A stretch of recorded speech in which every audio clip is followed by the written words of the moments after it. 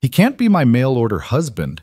Lillian Hart's whisper shattered the stillness of her porch as the stagecoach door swung open, revealing a face she'd tried desperately to forget. Cole Maddox, the cowboy who'd saved her from death 2 years ago, stood before her, dust-covered and impossibly real. Fate had just delivered her greatest salvation and her deepest fear in one devastating moment. Stay with me until the end of this story, and comment which city you're watching from. I want to see how far this tale travels across the world. The afternoon sun beat down mercilessly on Crimson Valley, turning the main street into a ribbon of shimmering heat that made the distant mountains waver like mirages. Lillian Hart stood on her weathered porch, one hand gripping the wooden post so tightly her knuckles had gone white, the other pressed against her chest as if she could physically slow her racing heart. The stagecoach was late, nearly an hour past its scheduled arrival, and with every passing minute, the knot of anxiety in her stomach had tightened until she could barely breathe. She'd changed her dress 3 times that morning. The first had seemed too eager, the second too plain, and now she wore a modest blue calico that she hoped struck the right balance between welcoming and reserved. Her dark hair, streaked with premature threads of silver at 28, was pinned back in a simple bun that already felt too tight against her skull. Wisps had escaped in the heat, curling against her damp neck. "You're going to wear a hole in those floorboards," came a voice from the doorway behind her. Lillian glanced back to see Martha Hendricks, her neighbor and closest friend in this godforsaken frontier town, standing with her arms crossed and a knowing smile playing at her lips. Martha was everything Lillian wasn't: confident, settled, secure in her place in the world. She'd been married to Samuel Hendricks for 15 years and had 4 children to show for it. She wore her contentment like armor. "I can't help it," Lillian admitted, turning back to scan the horizon. "What if he's awful, Martha? What if I've made a terrible mistake?" "What if he's wonderful?" Martha countered, stepping out onto the porch. The boards creaked under her weight. "What if he's exactly what you've been praying for?" Lillian let out a breath that was almost a laugh. "I haven't prayed in 2 years, not since—" She stopped herself, but Martha knew. Everyone in Crimson Valley knew. 2 years ago, Lillian had been traveling from St. Louis to San Francisco to join her fiancé, a banker who'd promised her a life of comfort and respectability. The stagecoach had been ambushed by the Garrett gang 20 miles outside of Crimson Valley. 3 passengers had died that day. Lillian would have been the 4th, if not for a cowboy who'd appeared out of nowhere, guns blazing, and fought off 5 armed men like something out of a dime novel. She'd never learned his name. He'd ridden away before she could thank him properly, disappearing into the desert like smoke. But she'd never forgotten his face, the sharp angles of his jaw, the scar that cut through his left eyebrow, the eyes that held equal measures of violence and gentleness. Her fiancé had broken their engagement 2 weeks later, claiming he couldn't marry a woman who'd been compromised by such traumatic circumstances. The bastard. She'd settled in Crimson Valley instead, using what little money she had left to buy a small plot of land and a house that was barely more than a shack. She'd been alone ever since, scraping by on laundry and mending work, watching the years slip past like water through her fingers. Until 3 months ago, when loneliness had finally driven her to write to a mail-order husband agency in Denver. The correspondence had been brief, businesslike. She'd used her middle name, Marie, instead of Lillian, a small act of self-protection that now felt foolish. The man who'd answered her advertisement had signed his letters simply as CM, and his words had been sparse but kind. He was a ranch hand, he'd written, looking for a fresh start and a good woman to build a life with. He didn't drink to excess, didn't gamble, and could work with his hands. He'd be arriving on the afternoon stage on the 15th of June. Today was the 15th of June. "There," Martha said suddenly, pointing. "I see dust." Lillian's heart jumped into her throat. Sure enough, a cloud of dust was rising in the distance, moving steadily closer along the rutted road that served as Crimson Valley's main thoroughfare. The stagecoach. Her future, rattling toward her at 8 miles per hour. "I think I'm going to be sick," Lillian whispered. Martha squeezed her shoulder. "You're going to be fine. Better than fine. You're going to be happy, Lil. You deserve to be happy." Did she? Lillian wasn't sure anymore. Happiness felt like something that happened to other people People who hadn't watched fellow passengers die in pools of their own blood. People who hadn't been discarded like damaged goods. The stagecoach grew larger, details emerging from the heat shimmer. The driver's hat. The team of 4 horses, their coats dark with sweat. The Wells Fargo logo painted on the door. Lillian's hands began to tremble. She clasped them together, trying to project a calm she absolutely did not feel. The stage rolled to a stop in front of the general store, directly across the dusty street from Lillian's house. The driver, a grizzled man named Pete, whom she'd known since arriving in town, set the brake and climbed down with the stiffness of someone who'd been sitting for too long. He opened the passenger door with a flourish that seemed almost mocking under the circumstances. "Afternoon, Miss Hart," he called out, tipping his hat to her. "Got a delivery for you?" A boot appeared in the doorway, then a leg. Then a man stepped down from the coach, and the entire world seemed to tilt sideways. No, it couldn't be. It wasn't possible. But there he was, standing in the dust and sunlight of Crimson Valley, the same man who'd haunted her dreams for 2 years, taller than she remembered, broader through the shoulders, his face more lined than it had been, but unmistakably, impossibly, him. The scar through his left eyebrow, the strong jaw, the eyes that had looked at her with such fierce protectiveness as he'd pulled her from the wreckage of the stagecoach and told her, in a voice like gravel, "You're safe now. I promise you're safe."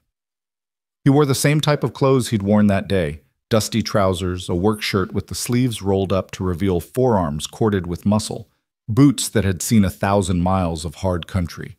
A battered hat shaded his face, but she could see enough, more than enough. "He can't be my mail-order husband." The words escaped her lips in a whisper that felt torn from her chest. "He's the man who saved my life." The stranger, not a stranger, never a stranger, turned at the sound of her voice. Their eyes met across the width of the street, and Lillian watched recognition slam into him like a physical blow. He went absolutely still, one hand frozen on the brim of his hat, his expression cycling through shock, disbelief, and something she couldn't quite name. "Lillian?" he said, and the sound of her name in his voice sent a shiver down her spine despite the oppressive heat. "Lillian Hart?" She couldn't speak, couldn't breathe, couldn't do anything but stare at him like he was a ghost made flesh. Martha's hand tightened on her shoulder. "Lil, do you know this man?" Did she know him? She knew the sound of his guns firing in defense of her life. She knew the strength of his arms as he'd carried her to safety. She knew the nightmares that woke her gasping in the dark, nightmares where he didn't arrive in time, where the outlaw's bullets found their mark, and she died in that desert without ever knowing his name. But she didn't know him. Not really. Not at all. He crossed the street slowly, deliberately, like he was approaching a spooked horse. Pete the driver was pulling luggage from the boot of the coach, oblivious to the crackling tension in the air. A few townspeople had stopped to watch. News of Lillian's mail-order husband had spread through Crimson Valley like wildfire, and everyone was curious to see what kind of man would answer such an advertisement. When he reached the base of her porch steps, he removed his hat completely, revealing dark hair that curled slightly at his collar. Up close, she could see new scars she didn't remember. A thin line along his jaw, another disappearing into his hairline. His eyes, she realized, were hazel, more green than brown in the afternoon light. "Ma'am," he said formally, and the word felt wrong coming from him, too distant after what they'd shared. "I'm Cole Maddox. I believe we've been corresponding?" Cole. His name was Cole. She'd spent 2 years not knowing, and now it sat between them like a gift she wasn't sure she wanted. "You signed your letters CM, she said, her voice barely above a whisper. "I used my middle name, Marie." Understanding flickered across his face. "Marie Hart, I didn't—" He trailed off, then tried again. "I had no idea it was you." "How could you?"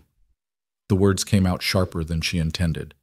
"You never even told me your name. You just left." Something painful crossed his expression, there and gone in an instant. "I had to. I couldn't—" He stopped, glanced at Martha and the gathering crowd of onlookers, then looked back at Lillian. "Could we talk? Privately?" Every instinct screamed at her to say no, to send him back on the stagecoach, to protect herself from whatever chaos his presence was about to unleash on her carefully constructed life. But she couldn't. Not when he was looking at her like that, like she was water and he was dying of thirst. "Martha," she said without taking her eyes off Cole, "could you give us a moment?" Martha hesitated, clearly torn between propriety and concern, but finally nodded. "I'll be right inside if you need me." The threat in her voice was unmistakable. She squeezed past Cole on the steps, pausing just long enough to give him a warning look that could have curdled milk. When they were alone as they could be with half the town pretending not to watch, Lillian gestured to the chairs on her porch. "We should sit." "Thank you." He climbed the steps and took the chair farthest from hers, setting his hat on his knee. His hands, she noticed, were scarred across the knuckles. Working hands. Hands that had killed men to save her. Silence stretched between them, heavy and awkward. Lillian didn't know where to begin. There were too many questions, too many feelings tangled up inside her chest like barbed wire. Cole spoke first. "I've thought about you," he said quietly. "Every day for 2 years, I've wondered if you were all right, if you made it to San Francisco, if you were happy." "I didn't make it to San Francisco," she said flatly. "My fiancé decided he didn't want damaged goods." Cole's jaw tightened. Then he was a fool. Maybe. Or maybe he was smart to cut his losses. She wrapped her arms around herself, suddenly cold despite the heat. "Why did you leave?" "That day. After the ambush. You vanished before I could even thank you." He was quiet for a long moment, staring out at the dusty street. When he finally spoke, his voice was low and rough. "The Garrett gang. You know who they are? The men who attacked the stage. Their leader, Jacob Garrett, put a price on my head after that day. $500, dead or alive." He turned to look at her, and the weight of what he was saying hit her like a fist. "If I'd stayed, I'd have put you in danger. They'd have come looking for me, and anyone near me would have been fair game. I couldn't risk that. Not after—" He stopped, swallowed hard. "Not after watching you nearly die once already." Lillian felt the air leave her lungs. "You've been running for 2 years because of me?" "Not because of you, because of them." His voice hardened. "I'd do it again in a heartbeat. Every damn day I'd choose your life over mine." The words hung in the air between them, too big and too raw for the small porch. Lillian pressed her fingers to her temples, trying to organize her spinning thoughts. "But you're here now," she said. "Why? If you were running, why answer my advertisement? Why come to Crimson Valley?" Cole's expression shifted, became something darker. "Jacob Garrett is dead, shot trying to escape from the prison in Colorado Springs 3 months ago. The bounty died with him." He paused. "Or at least I thought it did." Something in his tone made her look up sharply. "What do you mean, you thought it did?" He met her eyes, and she saw fear there. Actual fear. 2 weeks ago, I heard rumors Garrett's younger brother Lucas took over what's left of the gang, and Lucas doesn't forgive or forget. Lillian's blood ran cold. "They're still after you." "I don't know for sure. The rumors could be just that, rumors. But I couldn't stay in Denver anymore, not without knowing." He leaned forward, elbows on his knees, hands clasped together. "When I saw your advertisement, Marie Hart, looking for a fresh start in a quiet town, it felt like a sign, a chance to disappear somewhere remote, somewhere I could build something decent with my life. I didn't know it was you. I swear on my life, I didn't know." She believed him. She could see the truth of it in every line of his face, but that didn't make any of this easier. "So what now?" she asked. "You came here to hide, and instead you found the one person who connects you directly to the Garretts. If Lucas is looking for you, and he finds out I'm here, then I'll leave." The words came quick and hard. "Tonight, if you want. I won't put you in danger again, Lillian. I won't." "And go where?" She heard the edge of frustration in her voice. "Keep running forever? That's not a life, Cole. Better than the alternative." "Which is what? Death? Or watching someone else die because of you?" She stood abruptly, began pacing the short length of the porch. "I've spent 2 years trying to rebuild my life. 2 years of washing other people's clothes and mending their tears and pretending I don't hear them whispering about me. The woman from the massacre.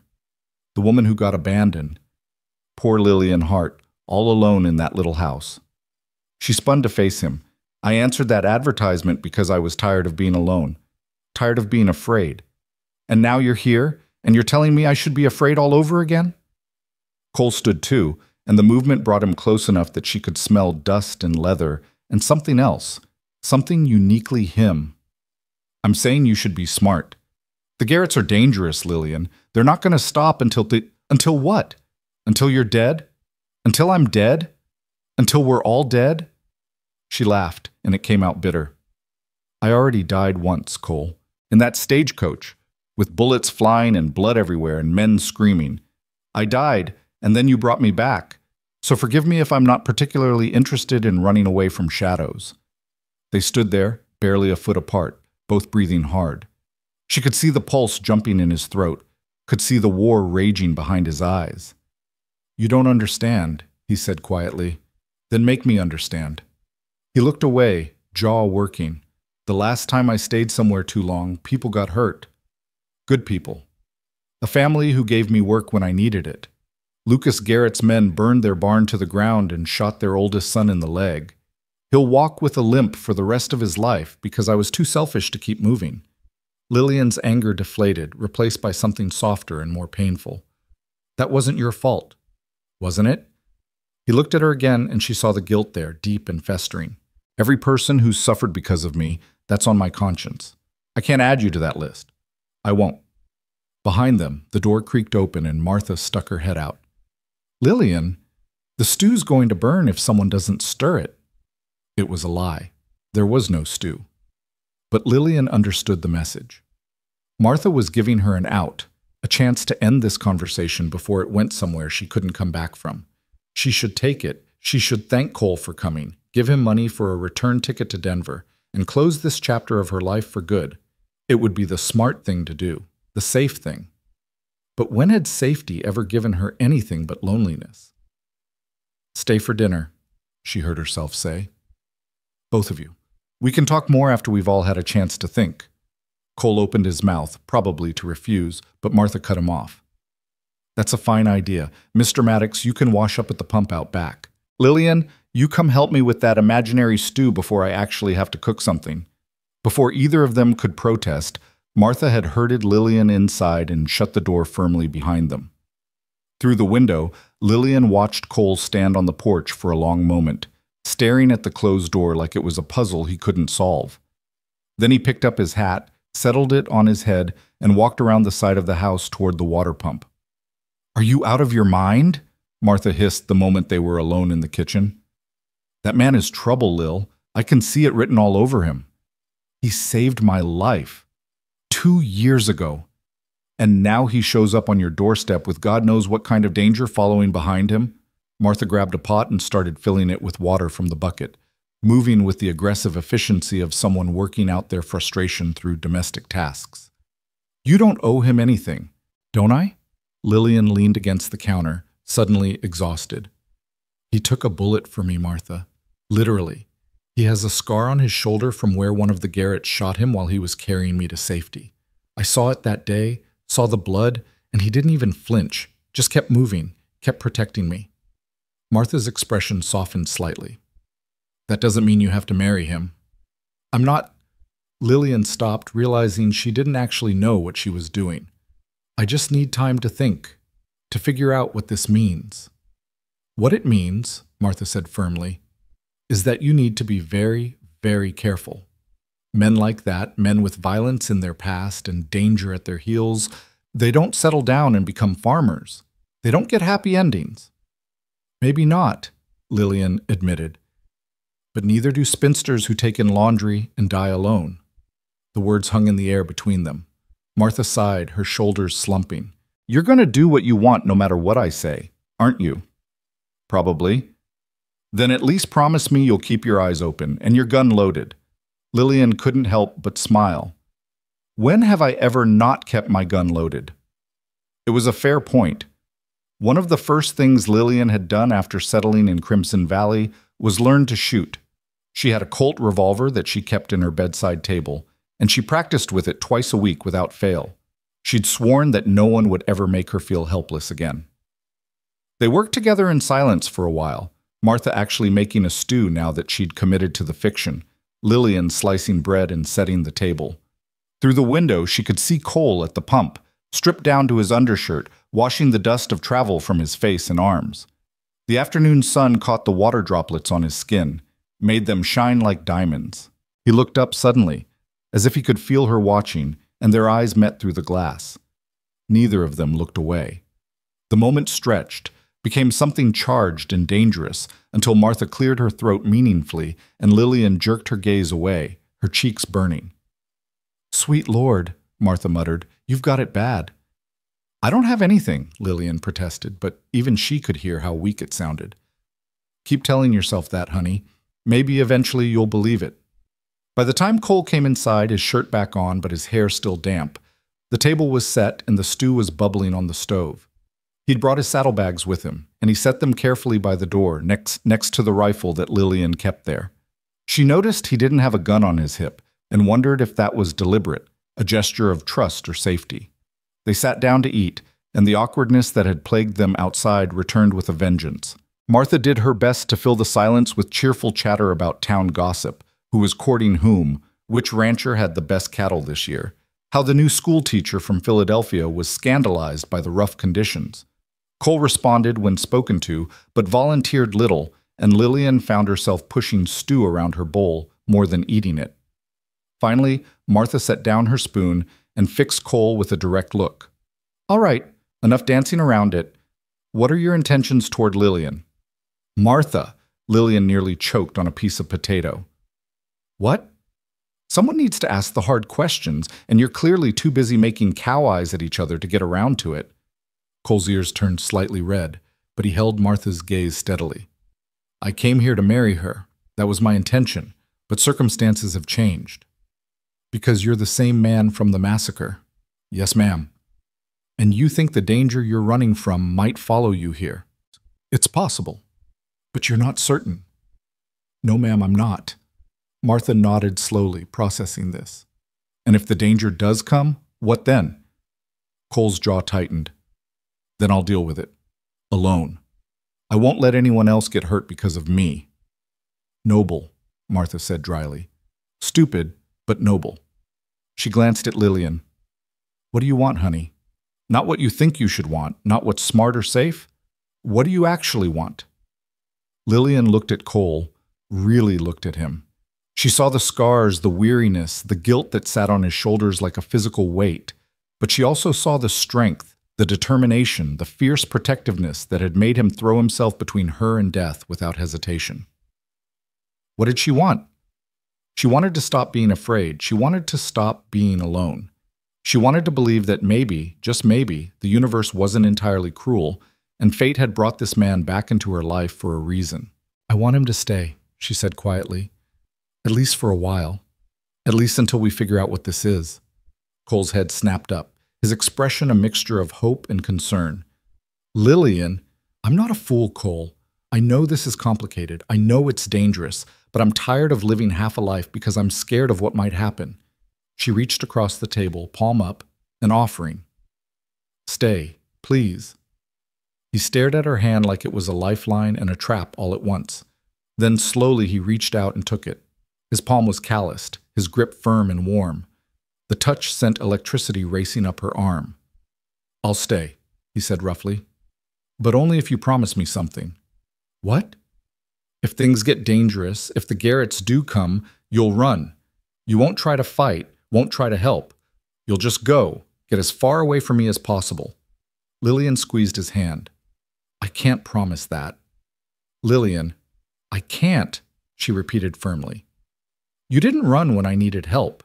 I won't run when you need it." They stared at each other, both stubborn, both terrified, both trying to protect the other from the darkness they could feel gathering on the horizon. Martha pushed back from the table with a sigh. "Well, this is going to end either beautifully or catastrophically, and I honestly can't tell which." She stood, began collecting dishes. "Cole, you can stay in the spare room tonight. It's not much, but the bed's clean and the roof doesn't leak. Tomorrow, we'll figure out the rest." "I don't want to impose—" "You already are," Martha said bluntly. "Might as well have a comfortable place to sleep while you're doing it." Lillian, help me with these dishes. Cole, you sit there and try not to look quite so much like a man facing his own execution. Despite everything, Lillian felt a smile tug at her lips. Trust Martha to cut through the drama with practical concerns. They cleaned up together, the three of them moving around the small kitchen in a dance that felt both foreign and oddly natural. Cole washed, his sleeves rolled up to his elbows, while Lillian dried and Martha put things away.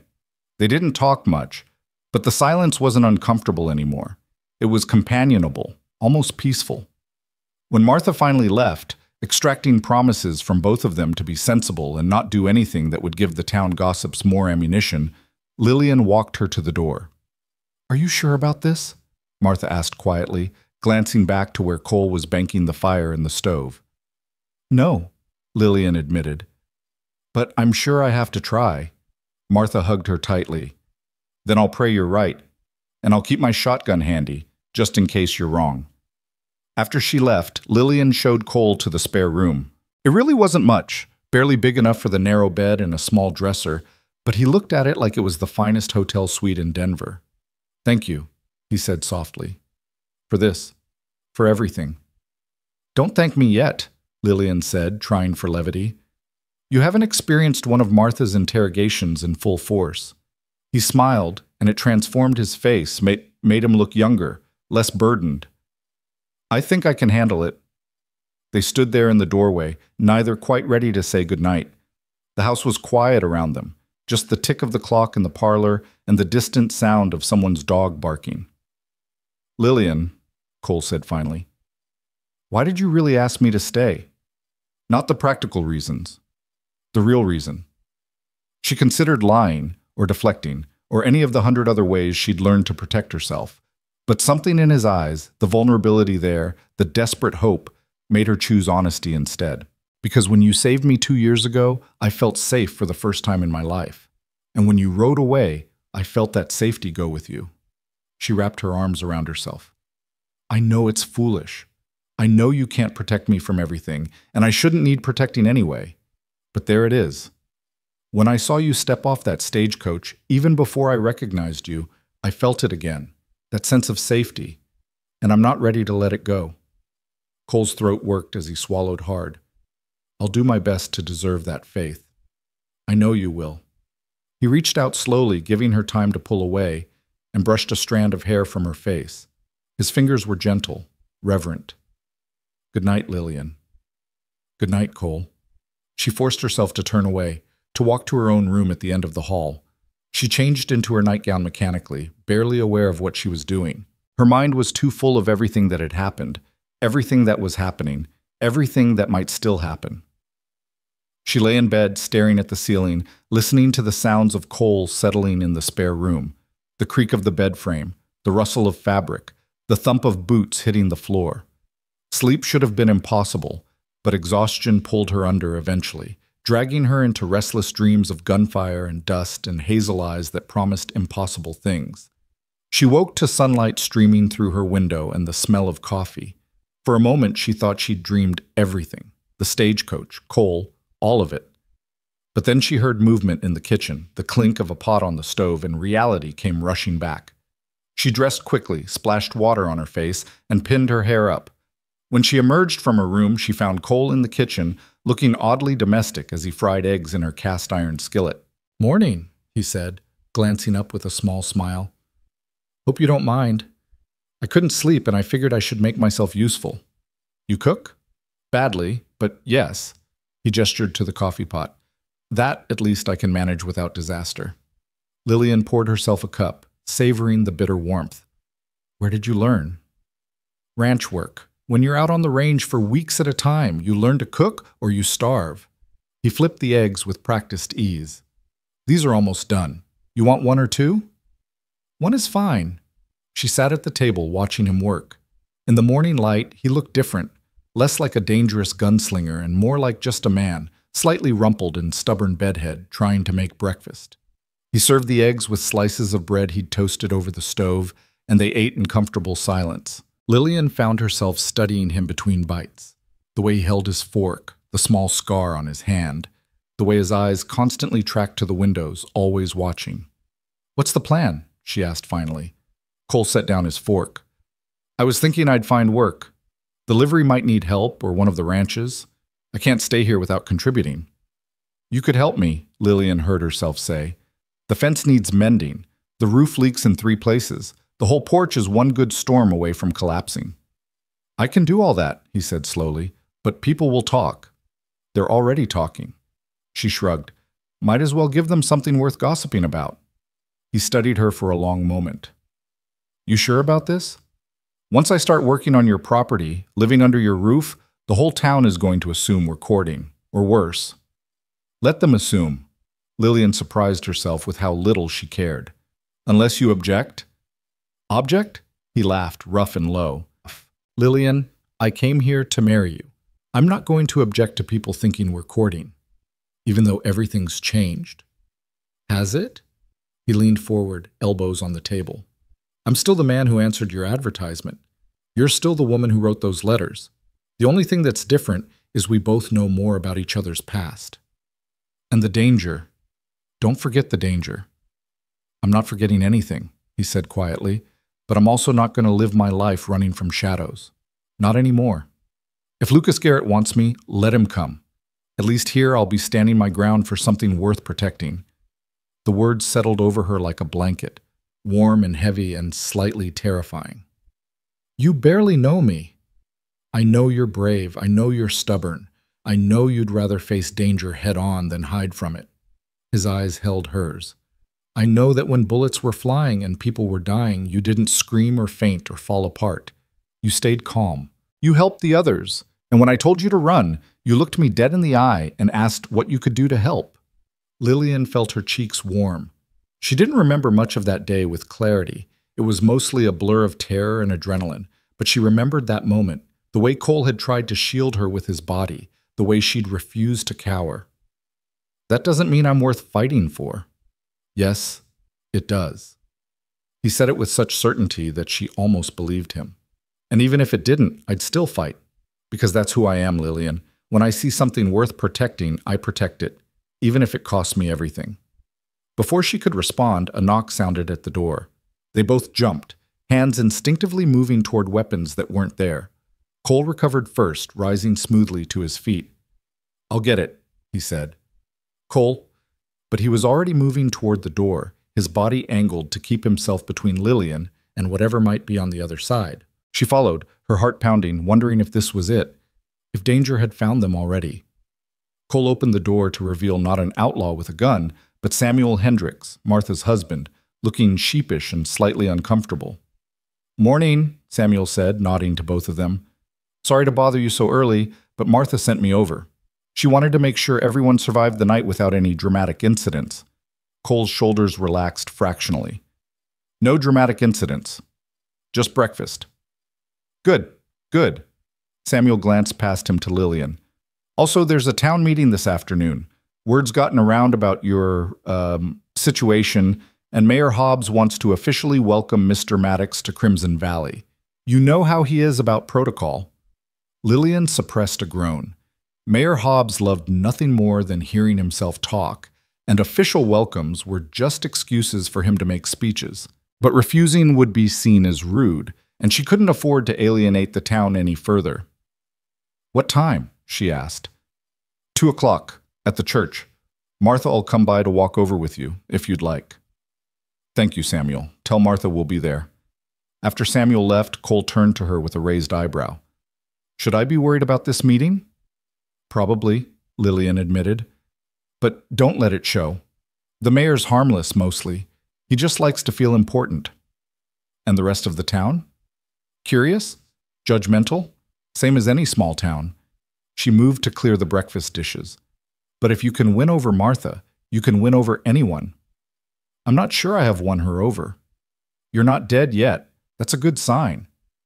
They spent the morning working on the fence, Cole using tools from Lillian's small shed while she held boards in place.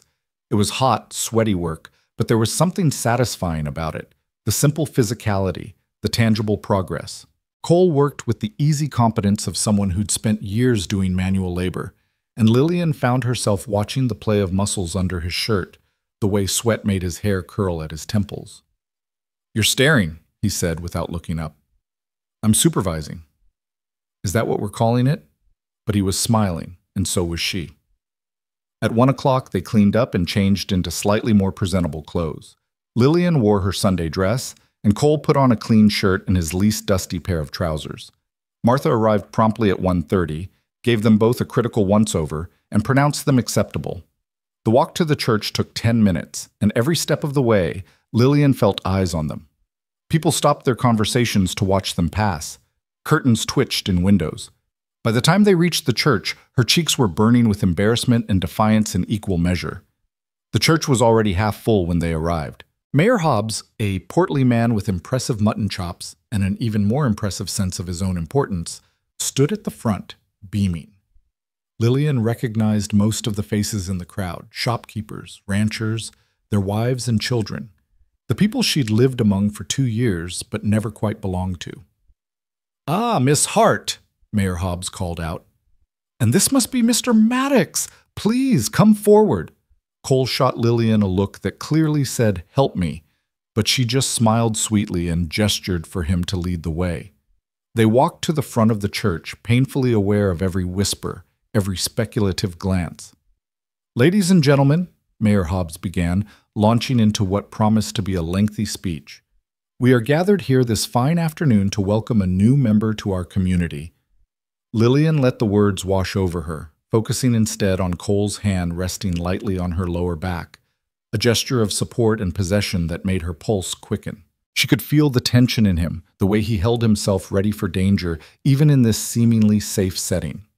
The speech dragged on, full of platitudes about community values and fresh starts, and the importance of hard-working men. Lillian was contemplating the socially acceptable ways to murder someone with boredom when the church door banged open. Everyone turned. A man stood in the doorway, silhouetted against the afternoon sun. He was tall, lean, dressed in black like a preacher or an undertaker. As he stepped forward into the light, Lillian felt Cole go absolutely rigid beside her. The stranger's face was sharp and angular, with cold blue eyes and a smile that never quite reached them.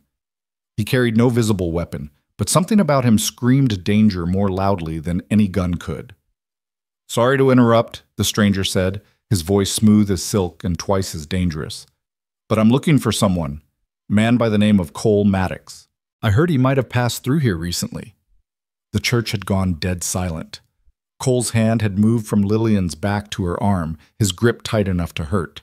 She could feel him calculating, measuring distances and exits, every muscle coiled and ready. "And who might you be?" Mayor Hobbs asked, his jovial tone faltering. The stranger's smile widened. "The name's Lucas Garrett, and Cole Maddox killed my brother." The air in the church turned to ice. Lucas Garrett stood framed in the doorway like a figure from a nightmare, his black coat stirring in the breeze that filtered through behind him. His eyes swept the congregation with predatory patience, lingering on each face before moving to the next. When his gaze finally landed on Cole, his smile sharpened into something that could cut glass. "There you are," Lucas said softly, and the gentle tone was somehow more terrifying than any shout. "I've been looking everywhere for you, Mr. Maddox." Cole's grip on Lillian's arm tightened fractionally before he released her, stepping forward to put his body between her and Lucas. The movement was subtle but unmistakable, and Lillian saw Lucas's eyes flicker with interest as he registered it. "Garrett," Cole said, his voice level despite the tension radiating from every line of his body. "Didn't expect to see you in a church. Aren't you worried about lightning?" Lucas laughed, a sound like breaking glass. "My immortal soul is the least of my concerns, I'm afraid. I'm more interested in earthly matters. Justice, for instance. Revenge. The usual motivations for men like me." Mayor Hobbs cleared his throat nervously. "Now see here, Mr. Garrett, I don't know what business you have with Mr. Maddox, but Crimson Valley is a peaceful town. We don't tolerate violence, or—" "Violence?" Lucas's eyebrows rose in mock surprise. "Who said anything about violence, Mayor? I'm simply here to have a conversation with an old friend. Well, friend might be too strong a word. The man who murdered my brother, more accurately." A collective gasp rippled through the congregation. Lillian felt dozens of eyes turn toward Cole. saw the calculation in their faces as they reassessed the stranger they'd just welcomed into their community. She wanted to scream at them, to tell them they didn't know anything, but her voice was trapped somewhere in her throat. "Your brother drew on me first," Cole said flatly. "He and his gang were robbing a stagecoach, killing innocent people.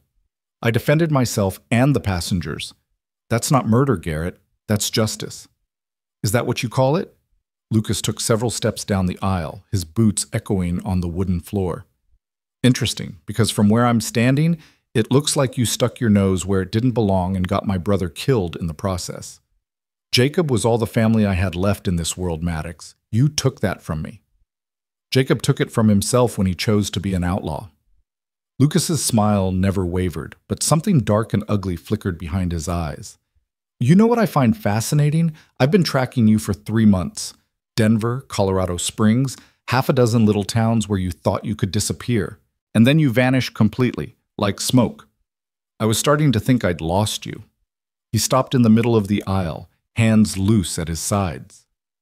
"But then I heard an interesting rumor. A man matching your description had sent for a mail-order bride in some nowhere town in New Mexico. Seemed like the kind of stupid, sentimental thing a man on the run might do when he thought the danger had passed." Cole said nothing, but Lillian could see the muscle jumping in his jaw. She wanted to go to him, to stand beside him, but Martha's hand on her shoulder held her in place. The older woman's grip was iron, her face pale but determined. "So I started checking," Lucas continued conversationally. "Every mail-order bride agency between here and the Canadian border. Took weeks, cost me a small fortune in bribes, but eventually I found what I was looking for.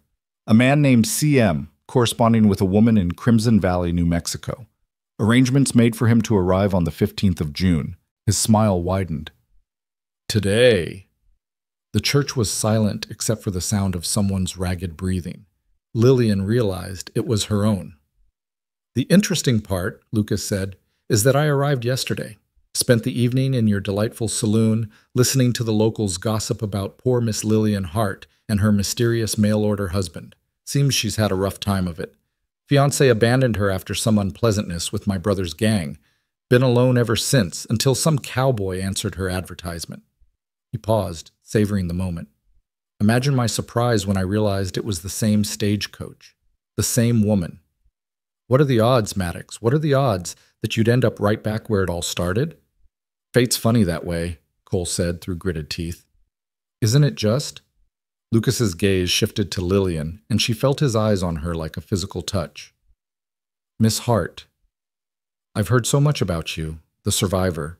The woman who watched her fellow passengers die but lived to tell the tale. Must have been terrifying." "Leave her out of this," Cole snapped, and the edge in his voice was sharp enough to draw blood. "Oh, but she is in this. Don't you see?"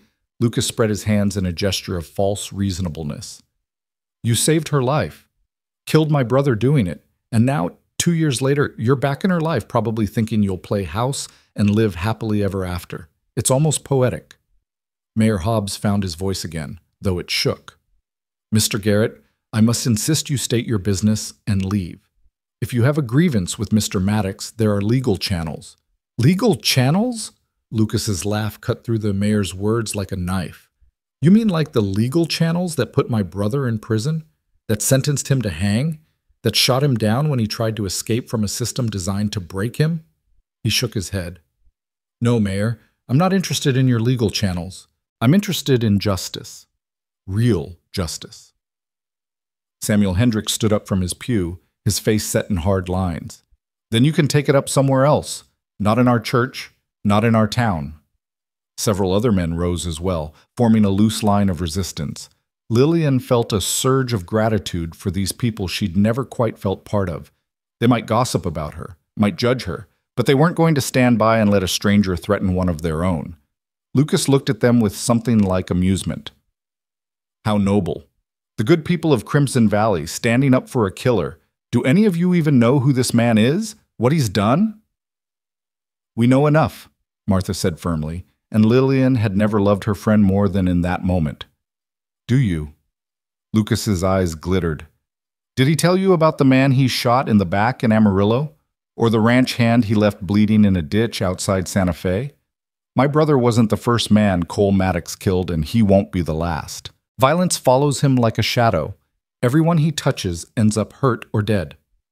That's a lie, Lillian heard herself say. Her voice came out stronger than she felt, cutting through the tension. He saved my life. He protected innocent people from your brother's gang. If that makes him a killer, then I'm grateful for it. Every eye in the church turned to her. She felt exposed, vulnerable, but she forced herself to stand straight, to meet Lucas's gaze without flinching. She'd survived his brother's bullets. She could survive his words. Lucas studied her with new interest. Miss Hart, how brave, how loyal. Tell me, does he know what he's brought down on you? Does he understand that by being here, by standing in this church with you, he's painted a target on your back just as surely as if he'd pinned a badge to your chest? I can take care of myself. Can you? Lucas took another step forward. My brother had 5 men with him that day. Good men, loyal men. 3 of them died in that ambush. The other 2 survived, and they've been riding with me ever since. They're very interested in meeting the woman my brother died trying to rob. Curious about what made her so special that Cole Maddox would risk everything to save her. Cole moved then, fast and fluid, closing the distance between himself and Lucas until they were nearly chest to chest. If you or your men go anywhere near her, I will kill you. Not as revenge, not as justice, as a simple fact of existence. You threaten her, you die. Are we clear? For the first time, Lucas's smile faltered. Up close, with Cole looming over him, he looked less like a dangerous outlaw and more like a man playing a role he wasn't quite big enough to fill.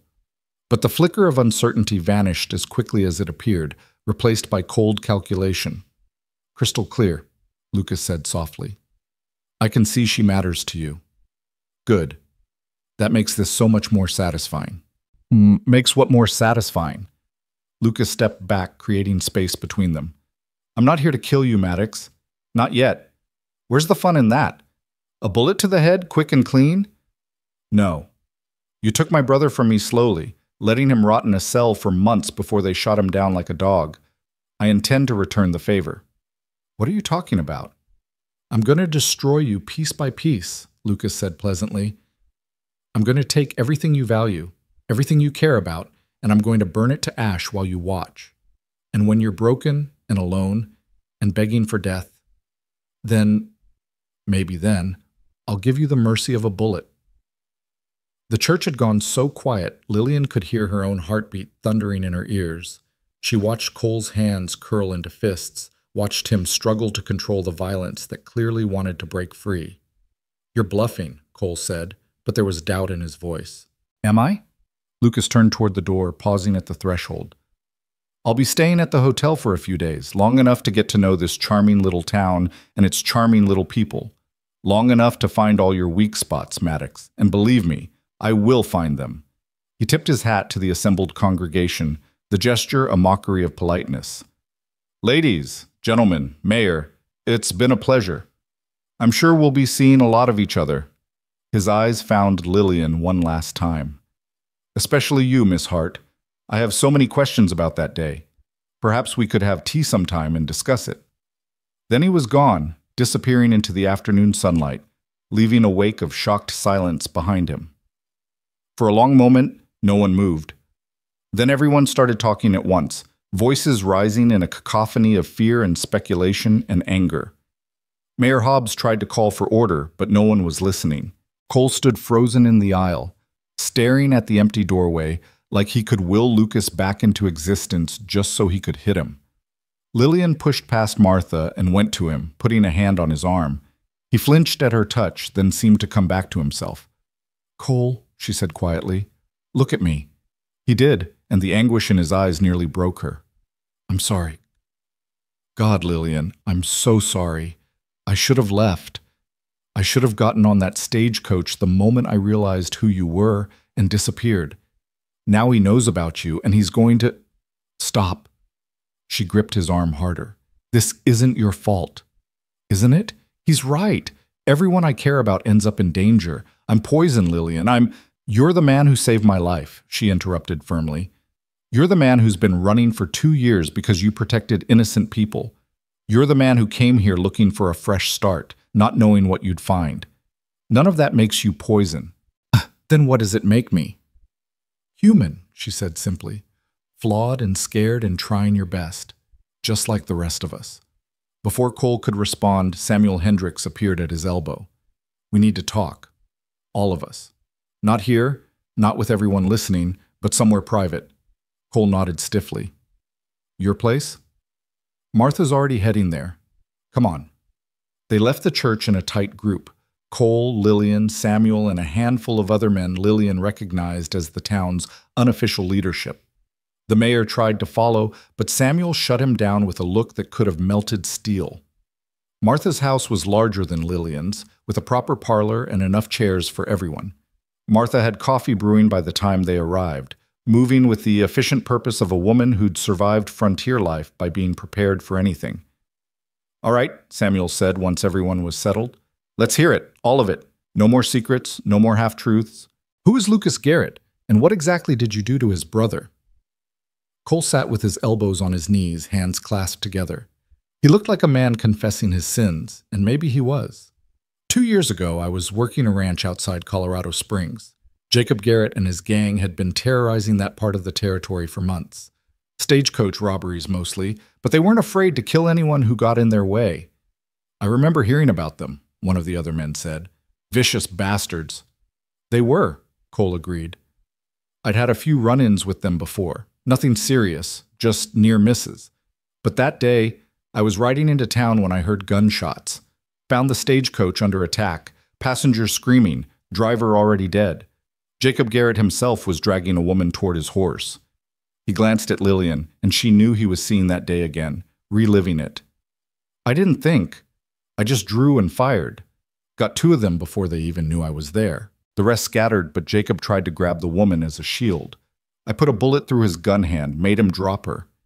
He ran, but I'd seen his face, knew who he was. And you reported it to the authorities, Samuel said. I did. They caught Jacob and the rest of his gang a week later, mostly because I could identify them. Jacob was sentenced to hang, but he got shot trying to escape before they could carry it out. Cole's jaw tightened. I didn't stick around to see it happen. I knew Lucas would come looking for revenge, so I ran. Been running ever since. Until you came here, Martha said. Until I came here, Cole confirmed. I thought... He stopped, shook his head. I thought it was over. Thought maybe I could finally stop looking over my shoulder and build something. I was wrong. What about the other accusations? Another man asked. The shootings in Amarillo and Santa Fe? Lies, Cole said flatly. I've never been to Amarillo in my life, and the only time I was in Santa Fe, I was passing through on my way to Denver. Lucas is trying to turn you against me. Make you think I'm as bad as his brother. Are you? The question came from an older rancher named Tom Wexley, his weathered face skeptical. Can you look me in the eye and tell me you're not a dangerous man? Cole met his gaze steadily. I am a dangerous man, Tom. I'd be lying if I said otherwise. I can shoot, I can fight, and I've killed when I had to. But I'm not a murderer, and I'm not a criminal. Everything I've done to protect people who couldn't protect themselves. Like Lillian, Martha said quietly. Like Lillian, Cole agreed. And like everyone on that stagecoach. And like every person in this room, if it comes to that. Lucas Garrett wants revenge, and he's not going to care who gets caught in the crossfire. He made that clear today. So what do we do? Samuel asked. We can't just let him terrorize the town. We could arrest him, Tom suggested. Sheriff's in Santa Fe right now, but Deputy Carson can't arrest a man for making threats, Cole interrupted. Lucas knows that. He'll stay just on the right side of the law until he's ready to strike. And when he does, it'll be fast and brutal, and probably fatal. Lillian had been quiet throughout the conversation, but now she spoke up. What if he's not after you at all? Everyone turned to look at her. Cole's expression was confused. What do you mean? Think about it, she said, organizing her thoughts as she spoke. He tracked you here. He knows about our connection. He specifically mentioned me, asked about that day, said his men were interested in meeting me. What if his real target isn't you, it's me? What if he thinks the best way to hurt you is to hurt the woman you saved? The silence that followed was deafening. Cole looked like he'd been punched in the stomach. No, he said hoarsely. No, that's not. He wouldn't. Why not? Lillian pushed, even though every word felt like swallowing glass. You said it yourself. He wants to destroy you piece by piece. What better way than to undo the one good thing that came out of that day? He takes me. He doesn't just hurt you. He proves that everything you did, all the running and hiding and sacrificing, was for nothing. She's right, Samuel said grimly. That's exactly how men like Lucas Garrett think. They don't just want revenge. They want you to suffer first. Cole stood abruptly, began pacing. Then I leave. Tonight. I disappear, and Lucas follows me. Lillian stays safe. The town stays safe. Everyone wins. Except you, Lillian said. I don't matter. Yes, you do. She stood too, crossing to stand in front of him. You matter to me. You think I want to spend the rest of my life knowing you're out there somewhere, running from a man who wants you dead? You think I could live with that? Better than living with your death on my conscience. It wouldn't be on your conscience. It would be on Lucas Garrett's, where it belongs. She grabbed his hands, forced him to look at her. I'm not some delicate flower who needs protecting, Cole. I survived the massacre. I survived being abandoned. I survived 2 years alone in a town that never fully accepted me. I can survive this too. Not if he kills you. He'd have to catch me first. She tried for a smile, but it felt brittle. I'm faster than I look. No one laughed. The tension in the room was thick enough to cut. We need a plan, Martha said practically. Standing around arguing about who's going to sacrifice themselves isn't helping anyone. Martha's right, Samuel agreed. Lucas said he's staying at the hotel. That means he's here, in town, where we can keep an eye on him. We organize watches, make sure he's never alone with anyone vulnerable. Lillian doesn't go anywhere without an escort. Cole stays visible, stays where Lucas can see him. We turn his strategy against him, make it impossible for him to isolate his targets. That could work, Tom said slowly. We've got enough men in town who can shoot. Set up a rotation, keep someone watching the hotel at all times. And what happens when Lucas figures out what we're doing? Cole asked.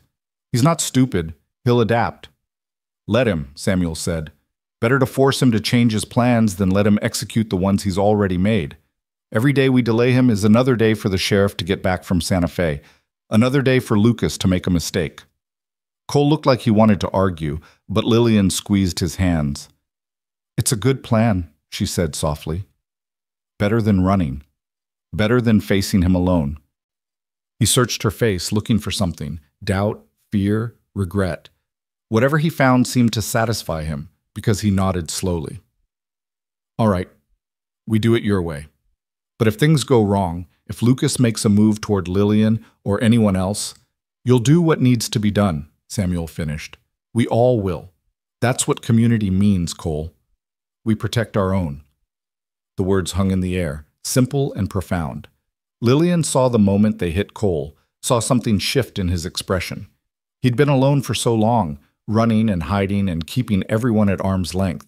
The idea that people might actually stand with him seemed to shake something loose inside him.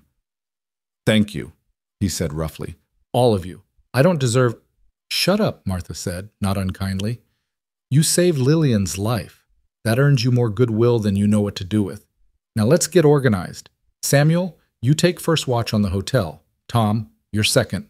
Cole, you stay with Lillian at her place. Don't open the door for anyone you don't know, and keep your guns loaded.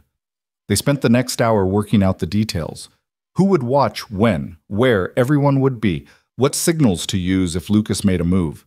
It was methodical, practical, the kind of crisis management that frontier people excelled at. By the time they finished, Lillian felt fractionally better.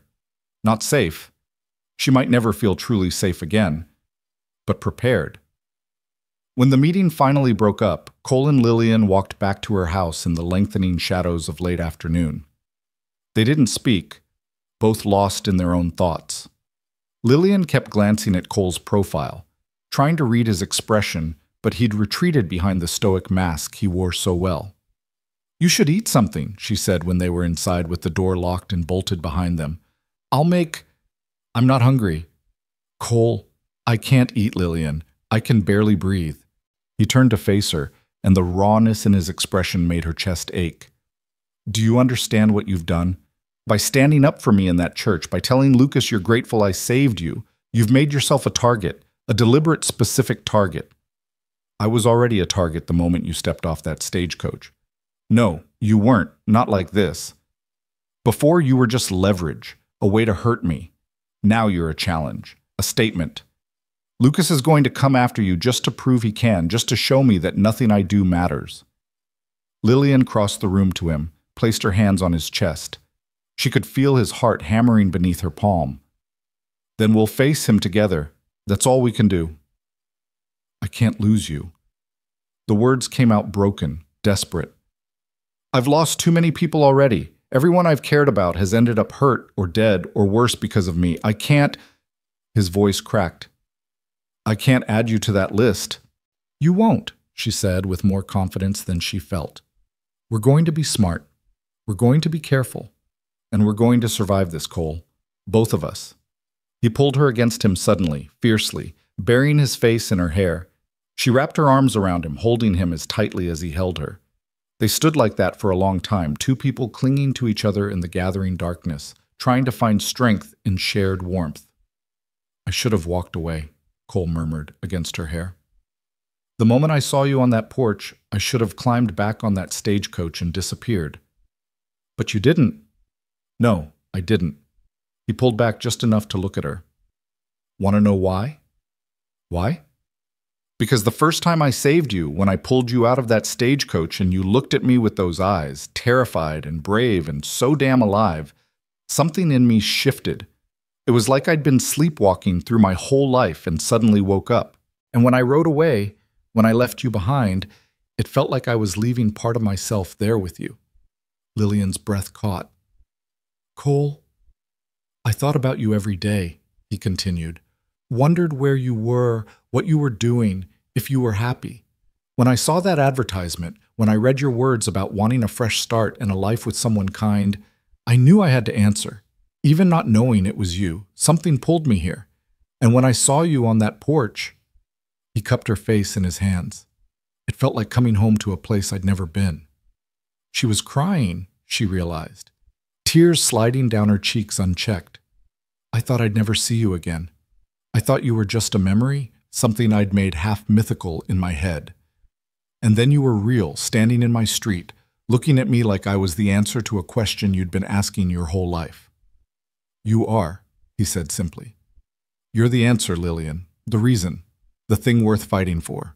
He kissed her then, soft and gentle and absolutely terrifying in its tenderness. She kissed him back, pouring 2 years of loneliness and fear and desperate hope into it. When they finally broke apart, both breathing hard, the shadows outside had deepened into full darkness. We should light a lamp, Lillian said shakily, and eat something, even if neither of us wants to. We need to keep our strength up. Cole nodded, but he didn't let go of her. Promise me something. What? Promise me that if things go wrong, if Lucas gets past all our precautions and comes for you, you'll run. Don't try to fight. Don't try to be brave. Just run as fast and as far as you can. Cole, please. His eyes were pleading. I need to know that at least you'll try to survive. She wanted to refuse, to tell him she'd never abandon him, but the desperate need in his voice stopped her. I promise, she said quietly. If there's no other choice, I'll run. It was a lie, and they both knew it. But it seemed to satisfy him, and that was enough for now. They made dinner together, moving around the small kitchen with surprising coordination, considering the circumstances. Lillian fried salt pork, while Cole cut vegetables for a simple stew. They didn't talk much, but the silence was comfortable, almost domestic. Like they'd been doing this for years instead of days. They ate at the table, the lamp casting warm light over the simple meal. Through the window, Lillian could see Samuel Hendricks settling into position across the street, a rifle across his lap. The sight should have been comforting, but instead it just reminded her how precarious their situation was. What was the ranch like? She asked suddenly, needing to fill the silence with something other than her racing thoughts. The one where you were working before all this started? Cole looked surprised by the question. The Lazy J. It was good. Hard work, but good people. Old couple named Jackson, who'd been running cattle for 30 years. They taught me everything I know about ranching. A shadow crossed his face. After the trial, after I testified against Jacob Garrett, they told me I should move on. Said they understood, but they couldn't risk having me there if Lucas came looking. I didn't blame them. That must have hurt. It did, he admitted, but they were right. A week after I left, 3 of Lucas's men showed up asking questions. The Jacksons told them I'd headed to California, sent them in completely the wrong direction. So they protected you even after asking you to leave. They did. He smiled faintly. Good people, like I said. Tell me more, Lillian said, about the places you've been, the things you've seen. So he did. As they finished dinner and cleaned up, Cole told her about Denver's bustling streets and Colorado Springs mountain views. He told her about nights sleeping under the stars and days riding through country so beautiful it hurt to look at. He told her about the small kindnesses he'd encountered. Ranchers who'd given him work without asking questions. Barkeeps who'd warned him when dangerous men came asking about him. A widow in a tiny town whose fence he'd mended in exchange for a home-cooked meal. Lillian listened, fascinated by this glimpse into his life. The man she'd built up in her imagination had been simple, a hero, a savior, almost mythical in his goodness.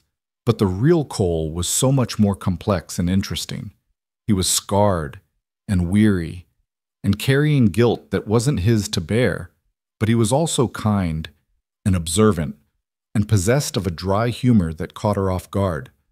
Your turn, he said when he'd run out of stories. Tell me about Crimson Valley, about your life here.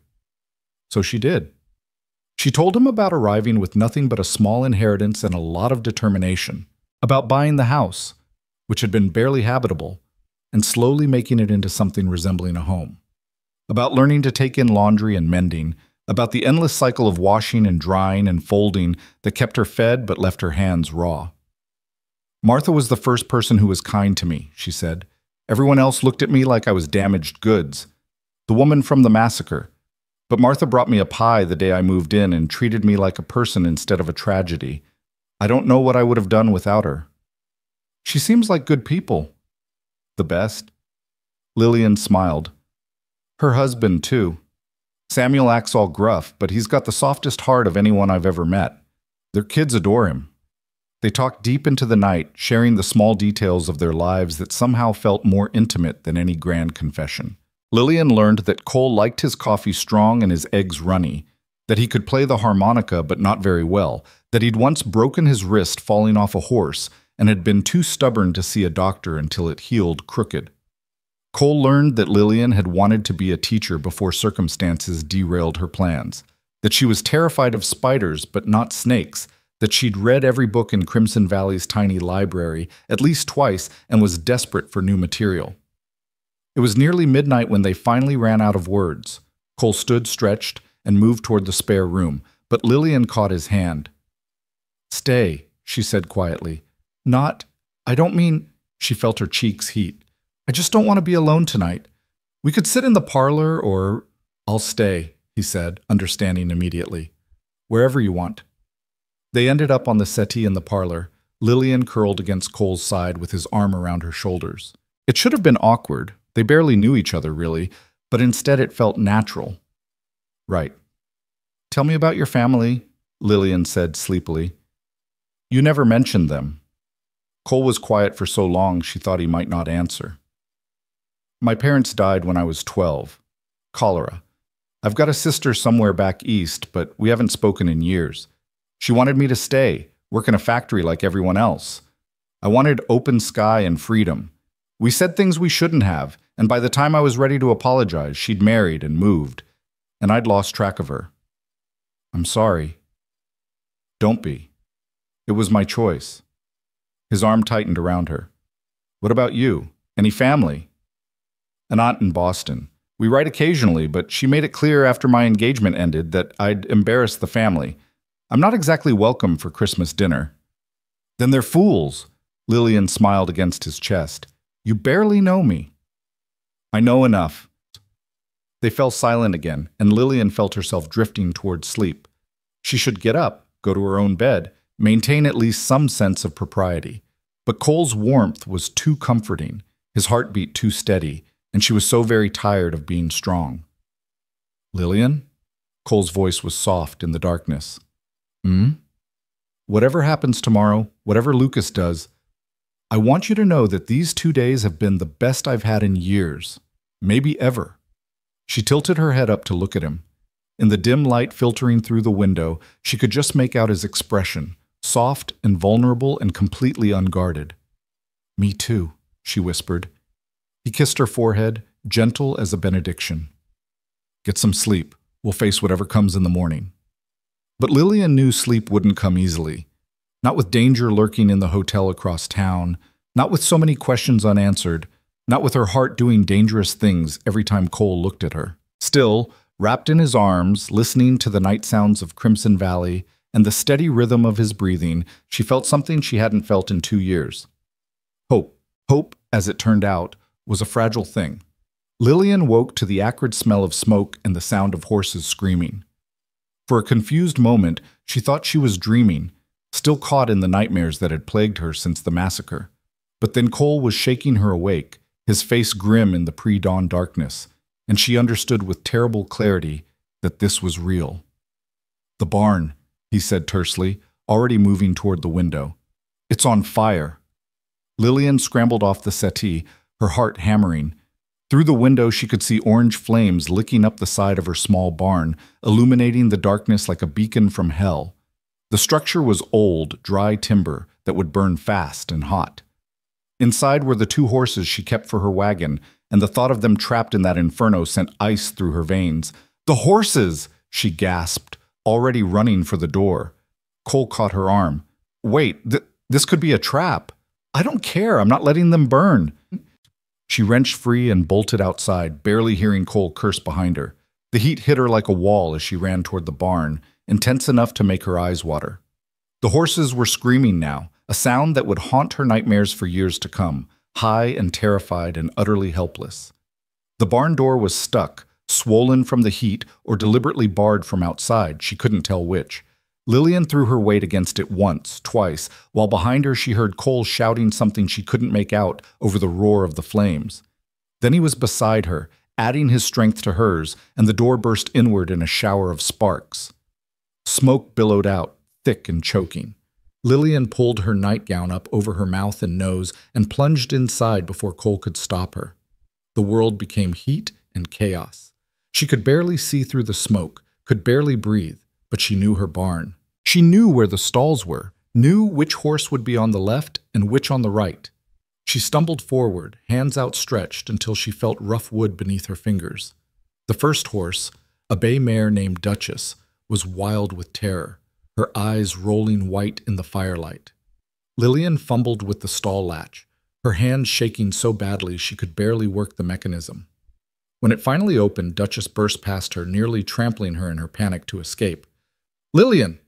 Cole's voice, hoarse with smoke and fear. "Get out of here!" "One more!" she shouted back, or tried to. The smoke stole her words, turned them into coughing fits that doubled her over. But she pushed forward, found the second stall, found Duke trembling and whinnying inside. This latch was worse, warped by the heat. Lillian wrenched at it desperately, tears streaming down her face from the smoke and the fear and the sheer impossibility of the situation.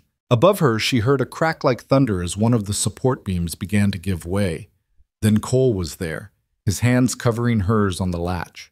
Together they hauled it open, and Duke bolted past them toward the rectangle of open door and blessed fresh air beyond.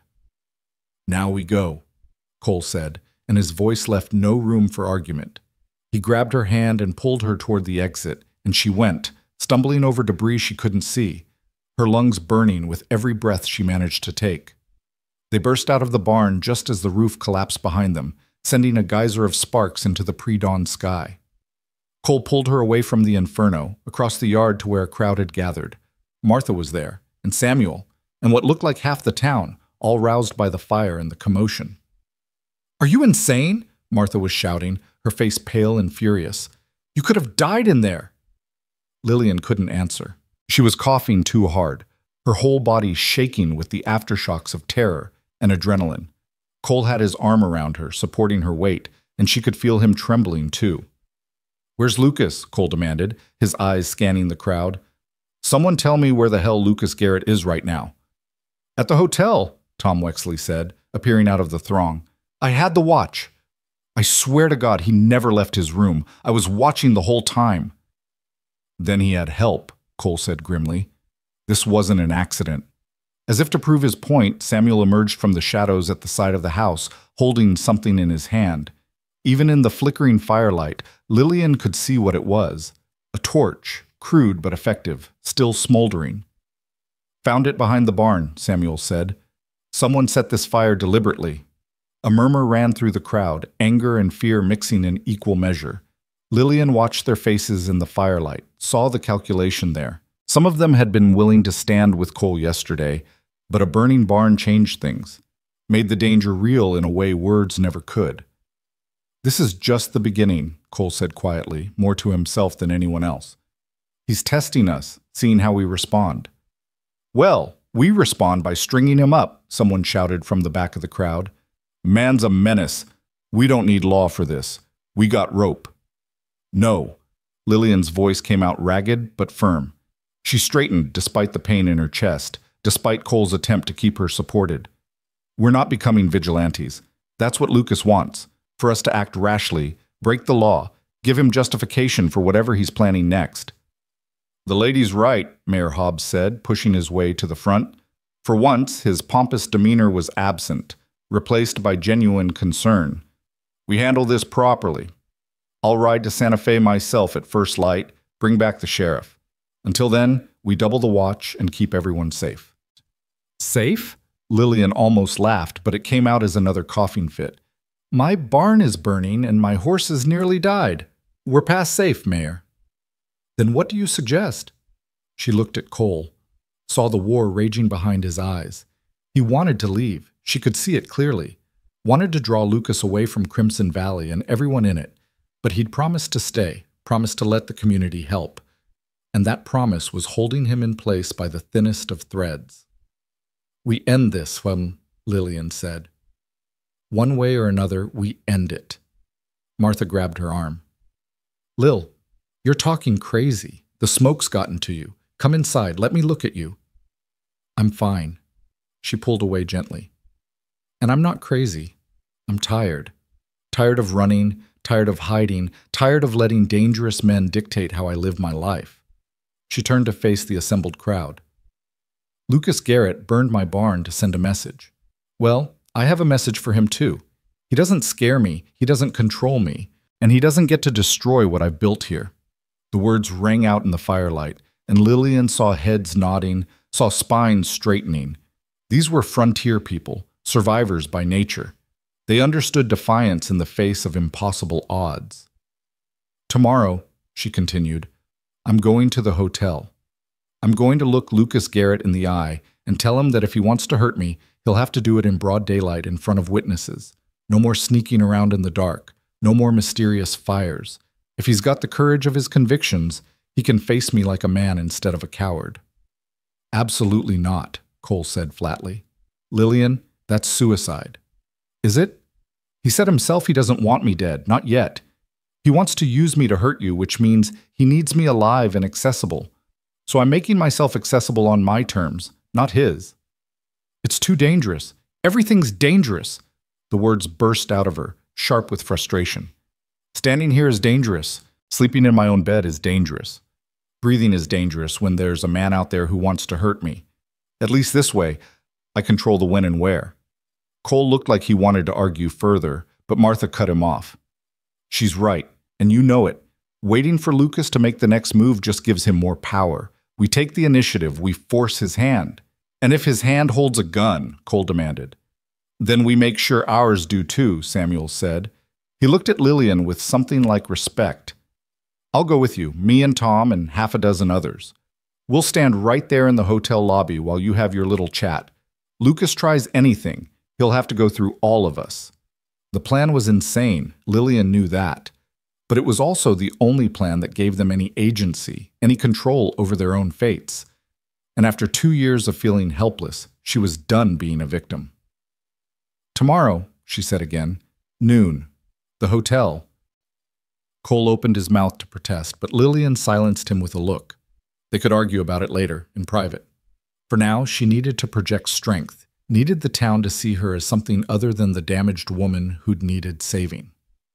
The crowd began to disperse, some staying to help contain the fire, though there was little left to save, while others headed home with promises to spread the word and gather support. Within an hour, the barn was reduced to smoking rubble, and the sky was beginning to lighten with the approaching dawn. Lillian stood looking at the destruction, her arms wrapped around herself against the morning chill. 2 years of work, gone in less than an hour. The barn had been one of her first projects when she'd bought the property, patched together from salvaged lumber and sheer determination. Losing it felt like losing a piece of herself. Cole appeared beside her, a blanket in his hands. He draped it around her shoulders without speaking, and they stood together in silence, watching the last embers die. "I meant what I said," Lillian finally whispered. "I'm going to face him." "I know." Cole's voice was rough with smoke and emotion. "I also know I can't stop you. But Lillian, if anything happens to you because of me, then it happens because of me," she interrupted. "Because of my choice. Not yours. Mine." She turned to look at him. "You need to understand something, Cole. I'm not some prize to be won or lost. I'm not a damsel who needs rescuing. I'm a grown woman making my own decisions, and one of those decisions is to stand and fight instead of cowering and hoping the monster goes away. I know that. I do. But it doesn't make it easier to watch you walk into danger. Then don't watch." She said it more gently than she meant it. Or better yet, walk with me. Stand beside me instead of in front of me. Trust that I'm strong enough to do this. He studied her face in the growing light, and she saw the moment he truly understood what she was saying. This wasn't about heroism or bravery or any of the grand gestures that dime novels made so much of. This was about respect, about seeing her as an equal partner in this nightmare they'd stumbled into. "All right," he said finally. "We do it together, but we do it smart. We plan every detail, every possible contingency. And if things go sideways, we adapt," Lillian finished, "together." Martha came bustling over before Cole could respond, carrying a basket that smelled of coffee and bread. "You two look like death warmed over, inside. Now. Food first, planning second, collapsing from exhaustion, distant third." They didn't argue.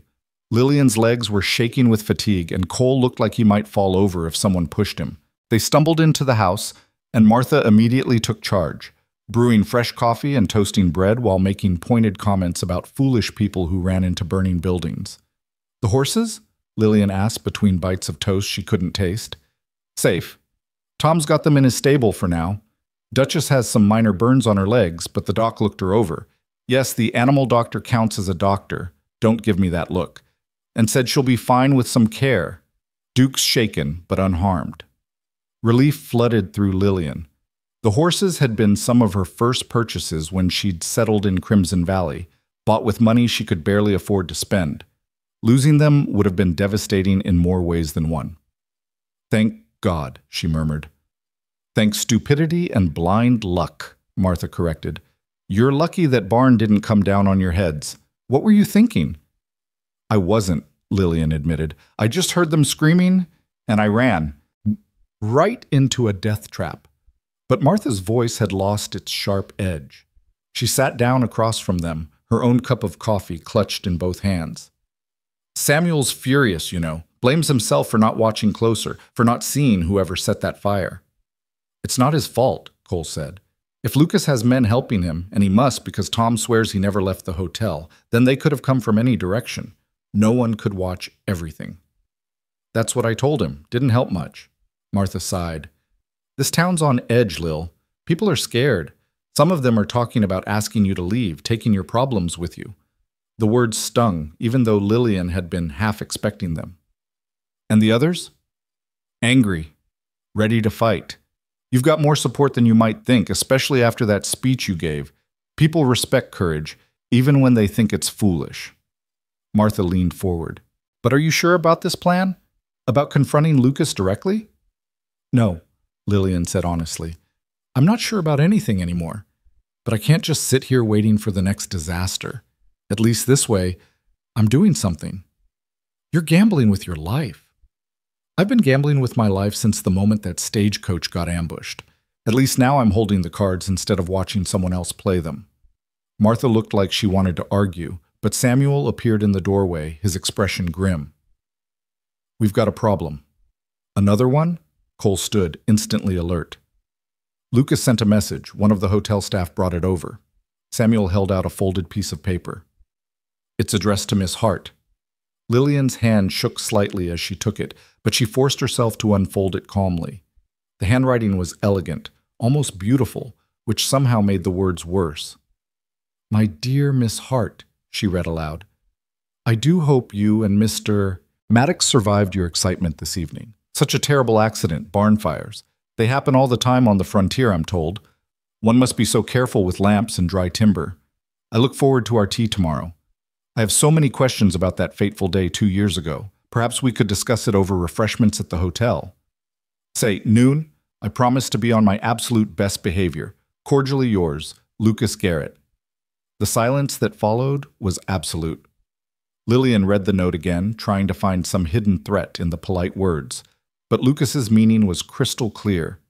He knew she'd planned to confront him. Probably knew every word she'd said to the crowd outside her burning barn. He was always one step ahead, always watching, and he wanted her to know it. That bastard, Martha breathed. He's toying with you. He's doing more than that, Cole said. He's controlling the narrative, making it look like he's the gracious host extending an invitation instead of Lillian taking the fight to him. If she doesn't show up now, it looks like she's the coward. And if I do show up, I'm walking into whatever trap he's set. Lillian set the note down carefully, fighting the urge to crumple it. Damned either way. So we changed the rules, Samuel said. You want to meet him at noon at the hotel? Fine. But we get there first. We control the space, we have men positioned at every exit, and we make damn sure Lucas knows that any move he makes will be his last. He'll expect that, Cole said. Of course he will.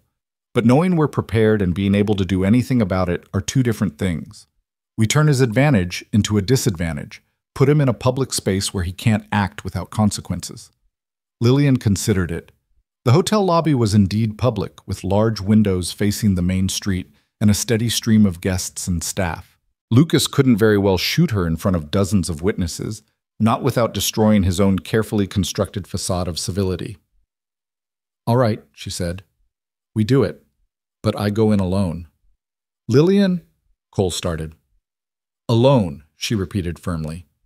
With backup nearby, yes, but I face him by myself. Otherwise it looks like I need protection, like I'm weak, and I can't afford that. Not with him.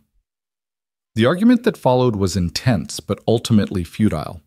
Lillian had made up her mind, and even Martha's most persuasive attempts couldn't sway her. By the time the sun had fully risen, painting Crimson Valley in shades of gold and amber, they'd worked out the details. Lillian would arrive at the hotel at noon, as invited. She'd meet Lucas in the lobby, where conversation could be overheard by anyone nearby. Samuel, Tom, and 4 other men would be positioned throughout the hotel, guests having coffee, staff going about their duties, all armed and ready. Cole would wait outside, watching through the windows, close enough to intervene, but far enough not to escalate the situation by his presence. It wasn't a perfect plan, but then nothing involving Lucas Garrett was ever going to be perfect. The morning passed in a blur of preparation. Lillian bathed, washing the smoke from her skin and hair, then dressed in her best day dress, dark blue with black trim, respectable and composed. She pinned her hair up carefully, applied a touch of rouge to combat her pallor, and studied herself in the mirror. She looked calm, collected, like a woman going to tea instead of walking into a confrontation with a dangerous outlaw. The disconnect between appearance and reality made her want to laugh hysterically, but she swallowed the impulse. Cole knocked on her door as she was fastening her mother's cameo at her throat. "Can I come in?" "Of course." He entered, then stopped, his expression unreadable as he took in her appearance. "You look beautiful." "I look terrified, and I'm hiding it well," she corrected. "That too." He crossed to her, reached out to adjust her cameo with gentle fingers. "Lillian, you don't have to do this. We can still find another way." There is no other way. You know that. She caught his hand, held it against her collarbone. Lucas wants to break us, Cole. He wants to prove that nothing we do matters, that he controls everything. If I don't face him, if I hide behind walls and armed guards, then he's already won. And if he hurts you, then you make sure he regrets it. She said it lightly, but they both knew she meant it. But he won't. Not today. Today is just a game to him, a chance to see how scared he can make me. I won't give him the satisfaction. Cole pulled her into his arms, and she went willingly, resting her head against his chest and listening to the steady thump of his heart. How had this man become so important to her so quickly? 3 days ago, she'd been alone, resigned to her solitary life. Now she couldn't imagine facing any of this without him. "I love you," Cole said suddenly, the words rough and unexpected. "I know it's too soon. I know we barely know each other, but I need you to know that before you walk into that hotel. Whatever happens, whatever Lucas says or does, I love you. I think I've loved you since the moment I saw you in that stagecoach, blood on your dress and fire in your eyes, refusing to break even when everything around you was breaking." Lillian's eyes filled with tears. "Cole, you don't have to say it back. I'm not asking for anything. I just needed you to know." But she did love him, she realized with sudden clarity. Loved him for his strength and his vulnerability, for the way he tried to protect her while respecting her autonomy, for the guilt he carried that wasn't his to bear, and the courage he showed despite it. She loved him with an intensity that terrified her, that made every risk feel exponentially more dangerous because now she had someone worth living for. "I love you too," she whispered. "And when this is over, when Lucas is gone and we're safe, I'm going to marry you. If you'll still have me." His arms tightened around her. "If I'll still have you." "Lillian, I'd marry you right now if there was a preacher handy." "Let's survive today first. We can worry about weddings later." They stood like that until Martha called up the stairs that it was time to go. Lillian pulled away reluctantly, wiped her eyes, and checked her reflection one last time. The woman looking back at her was steady-eyed and determined, ready to face whatever came next. The walk to the hotel felt both endless and far too short. Lillian was aware of every eye watching from windows and doorways, aware of the men falling into position around them, Samuel ahead, Tom behind, others fanning out to cover different angles. Cole walked beside her until they reached the hotel steps, then squeezed her hand once and moved to his position by the window. "Remember," he said quietly, "any sign of trouble, any at all, and we come in, you're not alone." "I know." She managed a smile. "See you on the other side." Then she climbed the steps, pushed open the hotel door, and walked into Lucas Garrett's trap. The lobby was busy for a Sunday noon, filled with guests reading newspapers and hotel staff bustling about their duties. Lillian recognized several of the faces: Samuel's nephew working as a bellhop, Tom's daughter serving coffee, the blacksmith's wife pretending to wait for someone in the corner. Her people, armed and ready. Lucas sat in a high-backed chair near the window, a cup of tea on the small table beside him. He rose when he saw her, his movements graceful and unhurried, and smiled like they were old friends reuniting. "Miss Hart," he said warmly, "how kind of you to accept my invitation. Please sit. I've ordered tea and those delightful little cakes the hotel makes." Lillian sat in the chair across from him, arranging her skirts with hands that barely shook. "Mr. Garrett, I trust you slept well?" "Like a baby, thank you. Though I was distressed to hear about the fire at your property. Such a shame. I do hope no one was hurt?" "The horses are fine. The barn is a total loss, but barns can be rebuilt." "Indeed they can, with time and money and effort." His smile never wavered. "I imagine it's quite overwhelming, facing such destruction. Makes one wonder if perhaps a quieter life elsewhere might be preferable." So that was his play.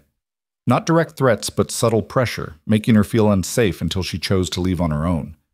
Lillian felt a flash of anger cut through her fear. "I'm quite happy in Crimson Valley," she said coolly. "I have no intention of leaving." "No? How unfortunate." Lucas poured tea for both of them with exaggerated care. "You see, Miss Hart, that presents something of a problem for me. I came here for Mr. Maddox, and I can't very well complete my business while he's playing house with you. It's all very inconvenient." "Then perhaps you should leave. Find another target for your revenge." Cole didn't kill your brother. The law did. The law he helped put Jacob in front of. Lucas's smile finally slipped, revealing the anger beneath. Don't mistake me for a fool, Miss Hart. I know exactly what happened that day. Cole Maddox inserted himself into a situation that was none of his concern, testified against my brother, and watched him die in prison. That makes him responsible, law or no law. Your brother was robbing a stagecoach and killing passengers, Lillian said sharply. Cole saved lives, including mine. If you want to blame someone for Jacob's death, blame the man who chose a life of crime. Lucas's eyes went flat and cold. Careful, Miss Hart. You're testing my patience. Good. The word came out before she could stop it. Because you're testing mine. You burned my barn, threatened my town, and disrupted my life. All because you can't accept that your brother's actions had consequences. That's not justice, Mr. Garrett. That's a child's tantrum dressed up in adult clothes. For a long moment, Lucas just stared at her. Then to her surprise, he laughed, a genuine sound of amusement. You've got spirit, I'll give you that. I can see why Maddox is so taken with you. Most women would be crying by now. I'm not most women. No, you're certainly not. He leaned back in his chair, studying her with new interest. Tell me about that day, the massacre. What do you remember? The change of subject threw her, but Lillian forced herself to answer. Why do you want to know? Curiosity. My brother died because of what happened on that stagecoach. I'd like to understand what was worth his life. It was a trap, Lillian knew. Everything with Lucas was a trap, but she also sensed an opportunity, a chance to make him see the victims of his brother's crimes as real people instead of abstract concepts. I remember the sound, she said quietly, gunfire echoing off the canyon walls, so loud I thought my eardrums would burst. I remember the driver falling from his seat, dead before he hit the ground. I remember the woman sitting across from me, Mrs. Patterson her name was, screaming for her husband who was already dying in the dust. Lucas's expression didn't change, but she saw his hands tighten on the arms of his chair. I remember Jacob's face, she continued, the way he smiled while he dragged Mrs. Patterson out of the coach by her hair. She was 63 years old, Mr. Garrett, a grandmother, and your brother shot her in the chest because she wouldn't stop crying. That's enough, Lucas said tightly. Is it? Because I'm just getting started. Lillian leaned forward. I remember the young couple who were headed to California to start a farm. Jacob killed them both because they didn't have enough money to satisfy him. I remember the merchant who begged for his life, offering everything he had, and getting a bullet for his trouble. I remember blood and terror and the absolute certainty that I was going to die. I said that's enough. And then I remember Cole. Her voice softened, appearing out of nowhere like an avenging angel. I remember him putting himself between me and your brother's gun. I remember him taking a bullet in the shoulder and not even flinching. I remember him carrying me to safety and telling me everything would be all right, and somehow, impossibly, believing him. Lucas's face had gone pale beneath his tan. You're trying to make me feel guilty. I'm trying to make you see the truth. Your brother was a monster, Mr. Garrett. Whatever he was to you personally, whatever good qualities he might have had, he was also a man who killed innocent people for profit. Cole didn't murder him.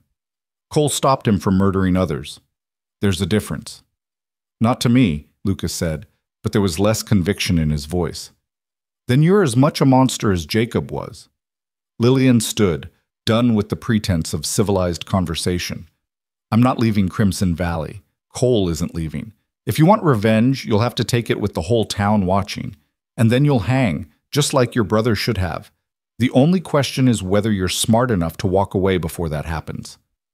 She turned to leave, but Lucas's next word stopped her cold. He's going to get you killed, you know. Maybe not today, maybe not tomorrow, but eventually. Everyone Cole Maddox cares about ends up dead or destroyed. It's his gift. Lillian looked back at him. Then I'd rather die standing beside him than live safely without him. At least my death would mean something. What will yours mean, Mr. Garrett? What legacy are you leaving besides more grief and more violence? She didn't wait for an answer. She walked out of the hotel with her head high and her hands steady, past Samuel, who fell into step beside her, past Cole, who met her on the street with questions in his eyes. Later, she told them both. Right now, I just want to go home. But as they walked away from the hotel, Lillian felt Lucas's eyes on her back, and she knew with terrible certainty that this wasn't over. If anything, it had just begun.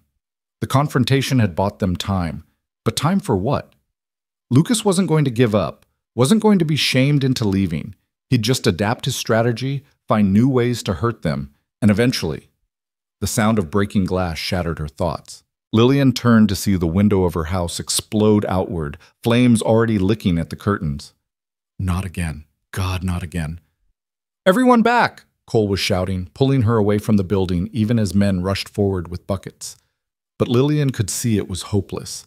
The fire had started inside this time, probably with multiple accelerants, and it was spreading fast. Her home, her sanctuary, everything she'd built over 2 years going up in smoke while Lucas Garrett watched from his hotel window. This was war, and Lillian was done playing defense.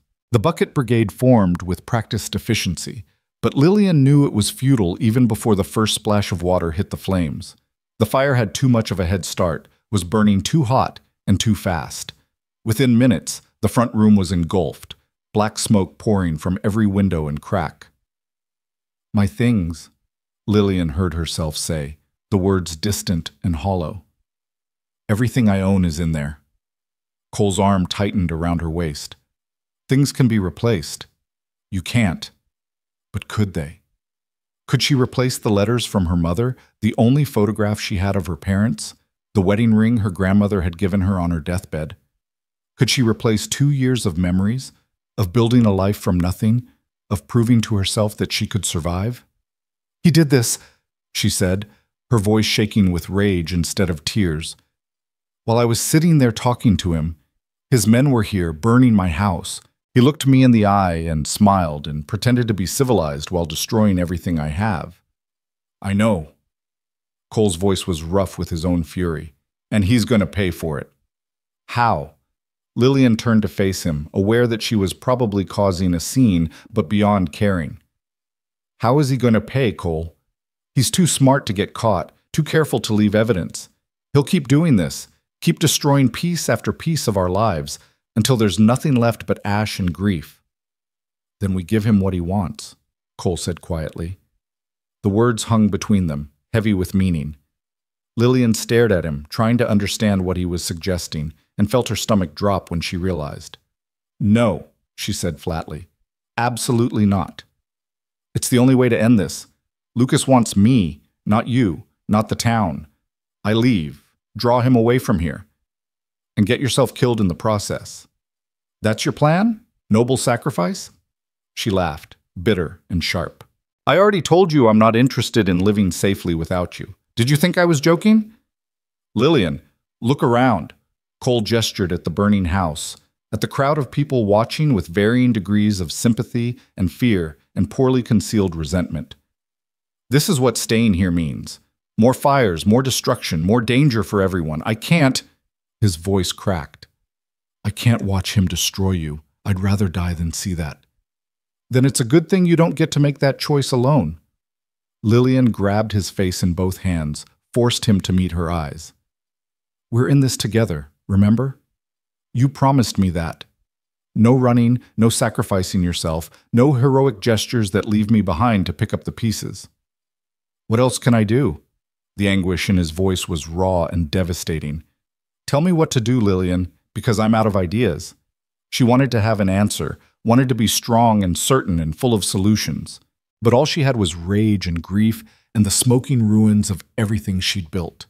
So she did the only thing she could. She held onto Cole and watched her house burn and tried to figure out how to fight a man who seemed to be everywhere and nowhere at once. The fire burned for hours. By the time it finally died down to smoldering embers, the sun was setting, and Lillian's house was nothing but a blackened skeleton. The walls still stood, barely, but everything inside was destroyed. The furniture she'd saved for, the curtains she'd sewn by hand, the small treasures she'd accumulated, all gone. Martha appeared at her elbow with a shawl and a cup of something that smelled like whiskey. Come on, honey, you're staying with us tonight, both of you. I should search the ruins, Lillian said numbly. Maybe something survived. Not tonight. It's too hot, too dangerous. Tomorrow, in daylight, we'll sift through everything. But tonight, you need rest and food and a safe place to sleep. Martha's voice was firm, brooking no argument. Don't make me drag you. Lillian let herself be led away, Cole trailing behind them like a ghost. The Hendricks house felt too warm, too bright, too alive compared to the devastation they'd just left behind. Martha installed them in the parlor with blankets and pillows, brought them soup that Lillian couldn't taste, and finally left them alone with strict instructions to sleep. Sleep seemed impossible, but exhaustion had other ideas. Lillian found herself drifting despite the turmoil in her mind, curled against Cole on the settee just like the night before. Had it really only been one night since they'd sat like this, finding comfort in each other's presence? Felt like years. She woke to voices in the kitchen, Martha and Samuel speaking in low, urgent tones. Lillian lay still, not quite ready to face the day, and found herself eavesdropping. Can't keep going like this, Samuel was saying. The town's ready to tear itself apart. Half the people want to run Lucas out on a rail, the other half want to hand over Cole and be done with it. And what do you want? Martha's voice was sharp.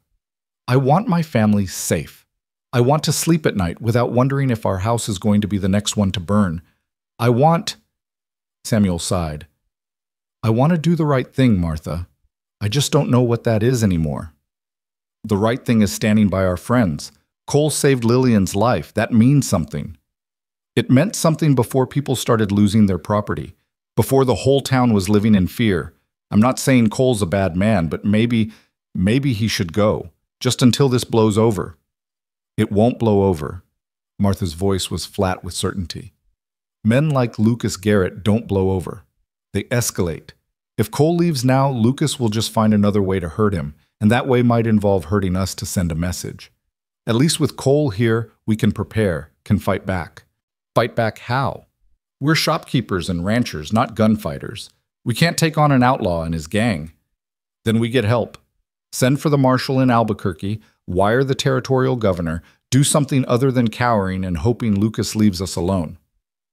Lillian felt Cole shift beside her, knew he was awake and listening too.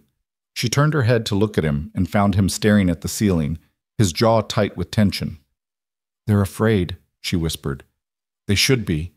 This is exactly what I was trying to avoid. He sat up carefully, running his hands through his hair. Samuel's right. I should go. No. Lillian. I said no. She sat up too, facing him in the gray pre-dawn light.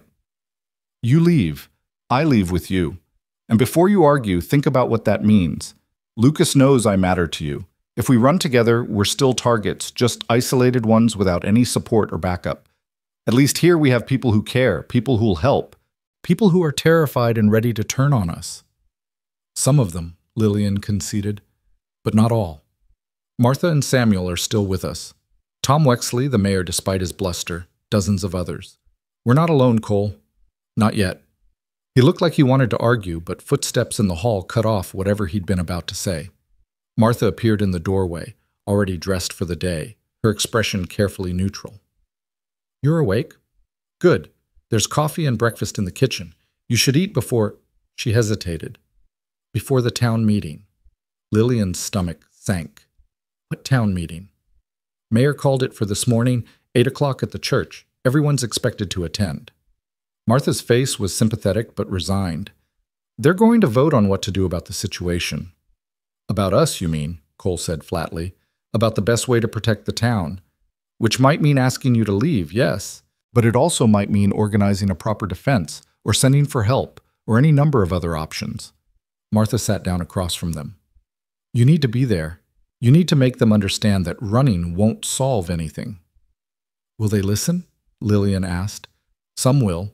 Others won't, but you have to try. They ate breakfast in tense silence, both too nervous to do more than pick at their food. Lillian borrowed a dress from Martha, slightly too large but serviceable, and tried to make herself presentable despite having no hairbrush or personal items. The woman in Martha's mirror looked haggard and hollow-eyed, nothing like the composed figure who'd confronted Lucas yesterday. Had that really been less than 24 hours ago? Time had become elastic, stretching and compressing in ways that made her head spin. The walk to the church felt like a death march. People were already gathering, their faces a mixture of curiosity, sympathy, and barely concealed hostility. Lillian held her head high and kept her hand on Cole's arm, projecting a confidence she didn't remotely feel. Inside, the church was packed, every pew filled and people standing along the walls. Mayor Hobbs stood at the front, looking uncomfortable in his role as mediator. Lucas Garrett sat in the back row, his presence a provocation and a reminder that he was always watching, always waiting. "Order, please," Mayor Hobbs called, rapping his knuckles on the pulpit. "We're here to discuss the recent events and determine the best course of action for Crimson Valley. I think we all agree that the situation has become untenable." "That's putting it mildly," someone shouted from the middle rows. "We've had 2 fires in 2 days. Who's next? Which of us is going to wake up to flames because we were friendly to the wrong people?" A murmur of agreement rippled through the crowd. Lillian felt Cole tense beside her, felt him preparing to stand and accept responsibility, and grabbed his hand to stop him. "Let me," she whispered. Then, louder, addressing the crowd, "You're right. The situation is untenable, and I'm sorry, more sorry than I can express, for bringing this danger to your doorstep." The church fell silent. Lillian stood, aware of every eye on her, and forced herself to continue. "I didn't plan for any of this. I answered an advertisement for a mail-order husband looking for a fresh start, never knowing that the man who'd answer would be the same one who saved my life 2 years ago, never knowing that his presence would bring an outlaw to our town bent on revenge." "Then send him away," a woman's voice called out. "Send him away and maybe this Lucas person will leave us alone." "He won't." Lillian turned to face the speaker. "I know you want to believe that removing Cole will solve everything, but it won't. Lucas Garrett isn't here just for revenge. He's here to prove a point, to demonstrate his power. Even if Cole left today, Lucas would stay. He'd keep terrorizing us until we gave him something else he wanted, or until someone stood up to him and made him leave. There is no easy solution." "So what do you suggest?" Mayor Hobbs asked. "We can't fight an outlaw gang." "Maybe we can't win a straight fight," Samuel Hendricks said, standing. "But we can make it too costly for them to stay. We've already started organizing watches and patrols. We can do more. Set up a proper defense, coordinate with other towns, send for the territorial marshal." "That could take weeks," Tom Wexley added, "and cost money we don't have, not to mention the risk while we're waiting." "The risk exists either way," Martha pointed out. "At least this way we're taking action instead of just hoping things get better on their own." The debate raged back and forth, voices rising as fear and frustration boiled over. Lillian listened to her neighbors argue about her fate, about Cole's presence, about the cost of doing the right thing versus the cost of taking the easy way out. It was exhausting and humiliating and deeply human all at once.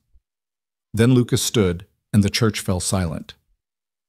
"If I may," he said, his voice carrying easily across the space, "I couldn't help but notice that I'm the subject of much discussion, yet no one has asked me what I want."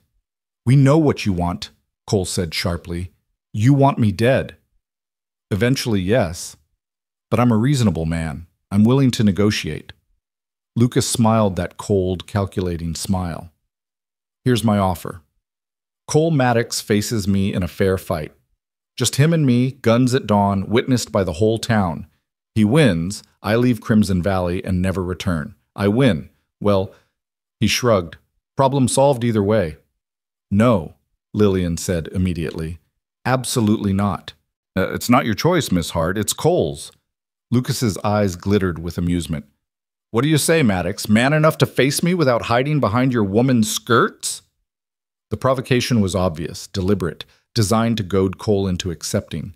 Lillian felt him shifting beside her, felt the anger radiating off him in waves, and knew with terrible certainty that he was going to say yes. "Don't," she whispered urgently. "It's a trap.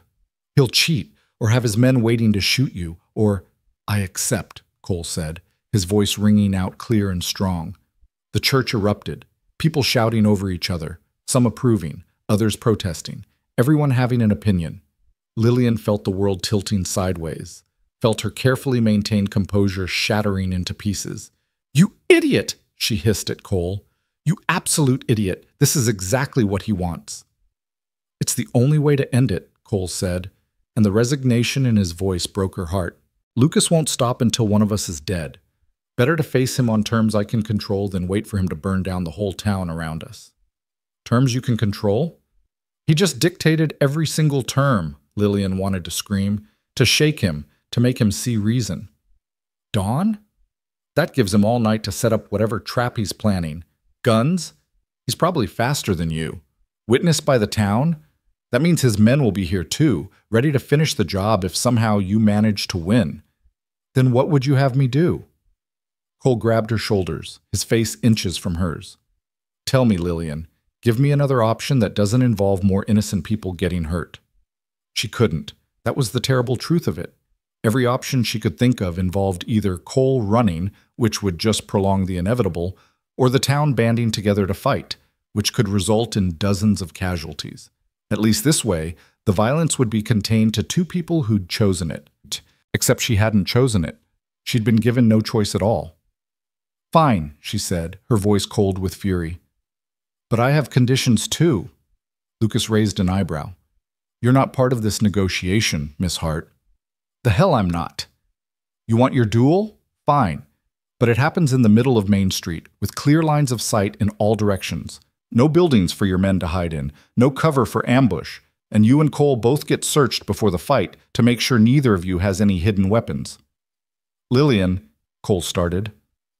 Those are my terms, she said, not looking at him. Take them or leave them, Mr. Garrett. Otherwise, Cole doesn't show up, and you'll have to shoot him in the back like the coward you are. I'm sure the town will be very impressed. For a long moment, Lucas studied her. Then he smiled, genuine amusement lighting his face. You know what, Miss Hart? I like you. You've got steel in your spine. It's almost a shame you've attached yourself to a dead man. He inclined his head slightly. Your terms are acceptable. Dawn tomorrow, Main Street, witnesses all around. May the best man win. He walked out of the church, several men following him, his gang, Lillian realized, hidden among the townspeople all along. The revelation sent ice through her veins. How many of them were there? How deeply had Lucas infiltrated Crimson Valley while they'd been focused on watching him at the hotel? The town meeting dissolved into chaos after that. Mayor Hobbs tried to maintain order, but it was hopeless. People were talking over each other, making plans, placing bets, treating the upcoming duel like entertainment instead of the tragedy it was. Lillian couldn't stand it anymore. She pushed her way out of the church and into the morning sunlight, her hands shaking with rage and fear. Cole followed her, along with Martha and Samuel and a handful of others. That was stupid, Martha said bluntly. Brave, but stupid. I know, Cole replied. But it's done now. It's not done, Lillian said sharply. You still have a day to prepare, to practice, to plan, to... She stopped, realizing how futile it all sounded.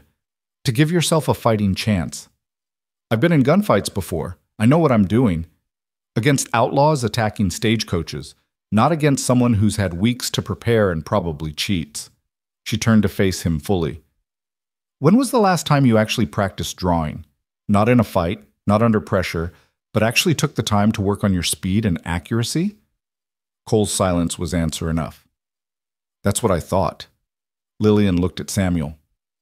You have guns, don't you? Space where Cole can practice? I've got both, Samuel confirmed. And I'm a fair shot myself. I can help him train, give him some pointers. Good. We've got today and tonight. Let's use them.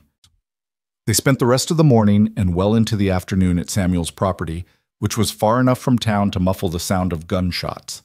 Cole practiced drawing and firing until his hands were sure and steady, until the motion became as natural as breathing. Samuel offered advice, correcting his stance and grip, pushing him to be faster without sacrificing accuracy. Lillian watched it all with a sick feeling in her stomach. She'd pushed for this, insisted on conditions that gave Cole a fair chance, but now that the moment was approaching, she wanted nothing more than to grab him and run, consequences be damned. But she couldn't. They were committed now, for better or worse. As the sun began to set, casting long shadows across Samuel's yard, Cole finally stopped practicing. His gun hand was steady, his draws quick and clean, but exhaustion was written in every line of his body. That's enough, Samuel said. Any more and you'll be too tired to shoot straight tomorrow. Come on, let's get you fed and rested. They walked back to town in the fading light, none of them speaking. The weight of what was coming hung over them like a storm cloud, dark and oppressive.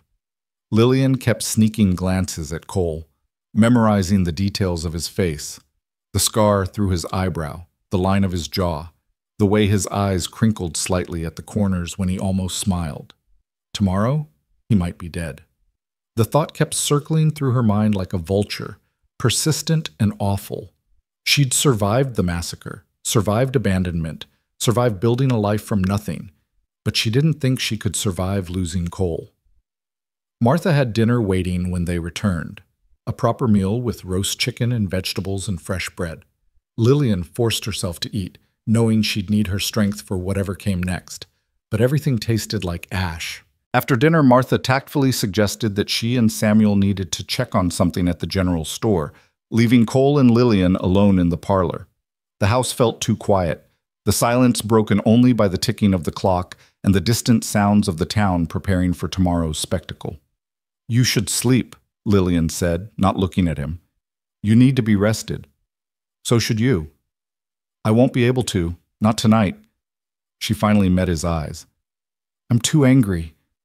"At me? At you? At Lucas? At the whole damn situation?" She stood, began pacing. "You know what the worst part is? I can't even tell you not to do this because I know you're right.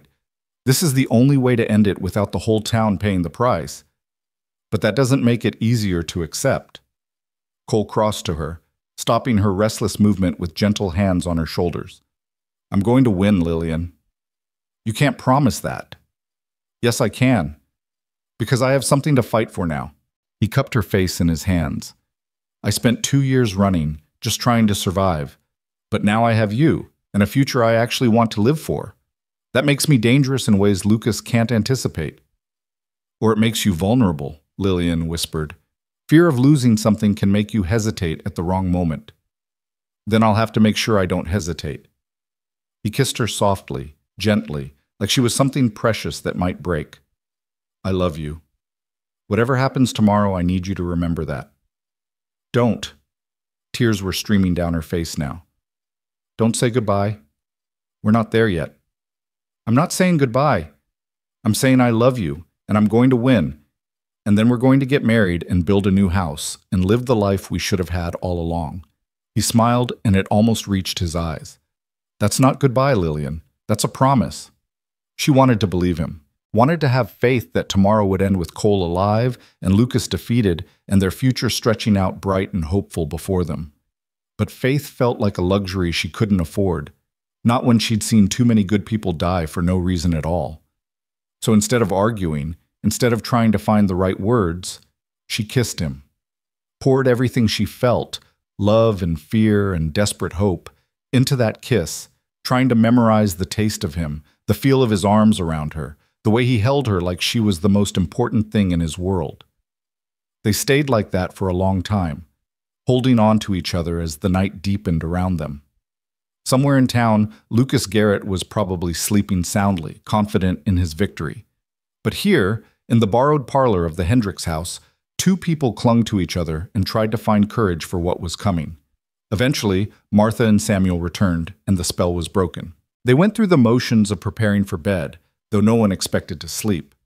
Cole lay on the settee while Lillian curled up in Martha's spare room, both of them staring at their respective ceilings and counting down the hours until dawn.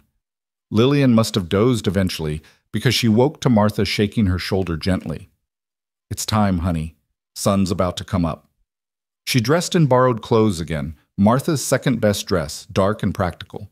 Her hand shook as she pinned her hair, as she splashed water on her face, as she tried to prepare herself for what was coming.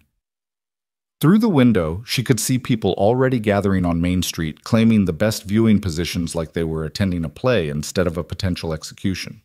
Cole was waiting in the kitchen, already dressed, his gun belt strapped low on his hips. He looked calm, composed, every inch the gunfighter he'd never wanted to be. But Lillian could see the tension in his shoulders, the way his hand kept drifting toward his gun, as if to reassure himself it was still there. "Ready?" she asked quietly.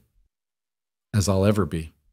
They walked to Main Street together, flanked by Samuel and Martha and Tom Wexley and a dozen others who'd become unlikely allies over the past few days. The crowd parted to let them through, and Lillian felt the weight of all those eyes, all that judgment and speculation and morbid curiosity. Lucas was already there, standing in the middle of the street with the rising sun at his back, a deliberate choice that would put Cole at a disadvantage, looking into the light. His men were scattered throughout the crowd, their positions obvious to anyone who knew what to look for. Lillian counted at least 5, possibly more. "Mr. Maddox," Lucas called out pleasantly, "so good of you to join us. I was worried you might have run away in the night." "I keep my promises," Cole said flatly. "Unlike some people." "Oh, I keep my promises too. I promise to destroy you, and I always follow through." Lucas spread his arms. "Shall we get started? I'm eager to finish this business and move on." Mayor Hobbs stepped forward nervously, his role as unofficial referee clearly weighing on him. "Gentlemen, before we proceed, I need to ask if there's any possibility of resolving this peacefully. Any chance of—" "No," Lucas and Cole said simultaneously. The mayor sighed. "Very well, then let's at least make sure we follow Miss Hart's conditions. Everyone, please clear the street. Give these men room to do what they've agreed to do." The crowd shuffled back, creating a wide circle around the two combatants. Lillian wanted to rush forward, to grab Cole and drag him away from this madness, but Martha's hand on her arm stopped her. "You have to let him do this," Martha whispered. "It's the only way." Samuel and Tom stepped forward to search both men for hidden weapons, a humiliating but necessary precaution. They found nothing on Cole but pulled a small derringer from Lucas's boot, exactly the kind of cheating Lillian had expected. "Just insurance," Lucas said with a shrug, not even bothering to look embarrassed. "Can't be too careful." "You'll be careful or you'll be disqualified," Mayor Hobbs said with surprising firmness. "This is supposed to be a fair fight." "Of course, my apologies." But Lucas's smirk suggested he wasn't sorry at all. The two men took their positions 20 paces apart, hands hovering near their guns. The crowd fell silent, barely breathing. Lillian's heart was pounding so hard she thought it might burst from her chest. "The rules are simple," Mayor Hobbs announced, his voice shaking. "I'll count to 3. On 3 you may draw. First man to fire a killing shot wins. Any questions?" There were none. Cole and Lucas stared at each other across the dusty street, and Lillian saw recognition pass between them. Two men who understood violence, who'd chosen this path even knowing where it led. "1," Mayor Hobbs said. Lillian's hands clenched into fists. This was insane. This was barbaric. This was 2. The only way to end the cycle of revenge and fear and destruction. The only way for any of them to move forward. 3! The world exploded into motion. Both men drew. The sound of metal clearing leather was sharp in the morning air, followed immediately by 2 gunshots that rang out as one. For a heartbeat, neither man moved. Then Lucas Garrett's gun fell from his hand and he dropped to his knees, clutching his chest. Cole stood frozen, gun still raised, smoke curling from the barrel. A bright line of red appeared on his left arm where Lucas's bullet had grazed him, but he was alive. Standing. Breathing. Lucas looked down at the blood spreading across his shirt, then up at Cole with an expression of pure disbelief. "You actually did it," he said, his voice already weakening.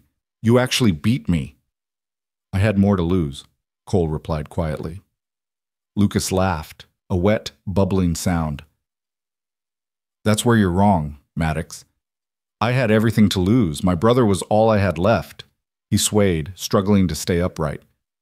"And you took him from me." "Your brother took himself from you the day he chose to be an outlaw." But Cole lowered his gun, but didn't holster it, watching for any sign of treachery even now. "I'm sorry for your loss, Lucas, truly, but this had to end." "Yeah." Lucas's eyes were already glazing over. "Yeah, I suppose it did." He fell forward into the dust and didn't move again. For a moment, the street was silent. Then chaos erupted as people rushed forward, some to check on Lucas, others to congratulate Cole, still others to simply bear witness to what had happened. Lillian fought her way through the crowd, her heart hammering, tears streaming down her face, though she couldn't say if they were from relief or grief or sheer overwhelming emotion. She reached Cole just as he holstered his gun with shaking hands. "You're alive," she gasped, throwing her arms around him. "Thank God you're alive." He held her tightly, his face buried in her hair. She could feel him trembling, could feel the adrenaline and fear and relief pouring out of him in waves. "It's over," he murmured. "It's finally over." But even as he said it, Lillian saw movement in the crowd. One of Lucas's men, the one she'd noticed earlier with his hand near his gun, was pushing through the gathering with murder in his eyes. She saw the glint of metal as he drew, saw him raising his pistol toward Cole's unprotected back. "Gun!" she screamed, but the warning came too late. The shot rang out and Lillian braced for impact, for the sight of Cole falling, for her worst nightmare coming true. Instead, the outlaw collapsed, a red stain spreading across his shoulder. Samuel Hendricks stood 20 feet away, rifle still raised, his face grim. "Anyone else want to try?" Samuel called out, his voice carrying across the suddenly silent street. "Because I've got enough bullets for all of Lucas's men, and I'm not in a forgiving mood." Tom Wexley stepped forward, his own rifle at the ready. "Same here. You boys want to avenge your boss, go ahead and try. But you'll be joining him before you take another step." The remaining outlaws looked at each other, looked at their fallen leader and wounded companion, and seemed to come to a collective decision. One by one, they raised their hands in surrender. "Smart choice," Mayor Hobbs said, finding his courage now that the immediate danger had passed. "Deputy Carson, take these men into custody. We'll hold them until the marshal arrives from Albuquerque." The crowd began to disperse as the outlaws were rounded up, people heading home to process what they'd witnessed. Lillian held on to Cole like he might disappear if she let go, barely aware of the congratulations and relief expressed by those passing by. "You saved my life," Cole said quietly, pulling back just enough to look at her. "Your warning gave Samuel the time he needed." "You saved mine first," Lillian replied. "I think we're even now." He laughed, the sound exhausted but genuine. "I don't think it works that way, but I'll take it." Martha appeared with bandages and a determined expression. "Let me see that arm. And don't tell me you're fine. I can see the blood from here." The bullet had only grazed Cole's bicep, cutting a shallow furrow through the muscle, but missing anything vital. Martha cleaned and dressed it with efficient movements while lecturing him about the stupidity of dueling and the foolishness of men in general. Cole took the scolding with good grace, too relieved to be alive to argue. "What happens now?" Lillian asked when Martha had finished. "Lucas is dead, his men are arrested, but everything's still gone. My house, my barn, and everything I worked for." "We rebuild," Martha said firmly. "That's what we do out here. We rebuild and we move forward." She looked between Lillian and Cole. "And you two finally get to have that wedding you've been postponing." The words hung in the air, full of possibility and hope. Lillian looked at Cole, saw the question in his eyes, and felt something loosen in her chest. The fear that had been her constant companion for days finally began to fade, replaced by something warmer and more sustaining. "Is that a proposal?" she asked with a slight smile. "I already proposed," Cole reminded her. "You accepted. We just got a little sidetracked with fires and duels and attempted murder." "Fair point." Lillian took his hand, feeling the calluses and scars, the solid reality of him alive and here, and hers. "Then, yes, let's get married as soon as possible, before anything else can go wrong." "Tomorrow?" Cole suggested. "Tomorrow might be pushing it. We need a preacher, witnesses, and I'd like to at least have a dress that actually fits." She glanced down at Martha's borrowed clothes. "Give me a week, 1 week to get organized, and then we make this official. A week I can manage." He lifted her hand to his lips, kissed her knuckles gently. "Though I'd marry you right now in borrowed clothes and blood-stained shirt if you'd let me." "Romantic," Martha said dryly, "but impractical. Come on, both of you. Let's get back to the house. You need rest, food, and probably a stiff drink. We can plan weddings later." The walk back to the Hendricks house felt different from the walk to Main Street that morning. The weight of impending violence had lifted, replaced by exhaustion and relief and the strange lightness that came from surviving something terrible. People called out congratulations as they passed, offered help with rebuilding, expressed gratitude that the threat was finally over. Lillian realized with some surprise that the town had fully accepted them now. The trial by fire, literal and metaphorical, had transformed them from outsiders to community members. It wasn't the path she would have chosen, but she couldn't deny the results. Over the next few days, Crimson Valley began to heal. The marshal arrived from Albuquerque to transport Lucas's men to trial. The territorial governor sent a letter commending the town's handling of the situation and promising aid for those who'd lost property. And true to their word, the townspeople rallied to help Lillian rebuild. Samuel organized work crews to clear the rubble from her property. Tom donated lumber from his mill at cost. Martha collected donations of furniture and household goods from families who had extra to spare. Even Mayor Hobbs contributed, using his connections to expedite the paperwork for Lillian's property claims. Cole worked alongside everyone else, his injured arm slowing him down only slightly.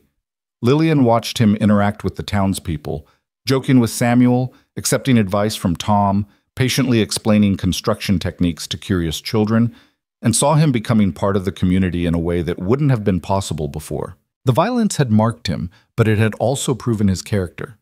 These people knew now that he was someone who would fight for them, protect them, stand with them when things got hard. On the fourth day after the duel, Lillian stood looking at her property and was startled to realize that the new structure taking shape was better than what she'd lost. The foundation was stronger, the walls straighter, the design more thoughtful. It was as if the destruction had cleared away not just the old building, but old limitations, allowing for something better to emerge. "Penny for your thoughts," Cole said, coming to stand beside her with 2 cups of water from the well. "I was thinking that maybe some things need to burn down before they can be rebuilt properly," Lillian said, accepting the cup gratefully. "My house was always a patch job, cobbled together from whatever I could afford. This one is being built right from the foundation up." "Seems like a metaphor for something," Cole said with a slight smile. "Probably." She took a sip of water. "How's the arm?" "Sore but healing. Martha says I'll have a scar to match the one on my shoulder." "A match set. How romantic." But Lillian traced the bandage gently, her touch lingering. "I still can't believe you won. Lucas was so confident, so prepared. Part of me was certain—" She stopped, unable to finish the sentence. "That I'd lose?" Cole turned to face her fully.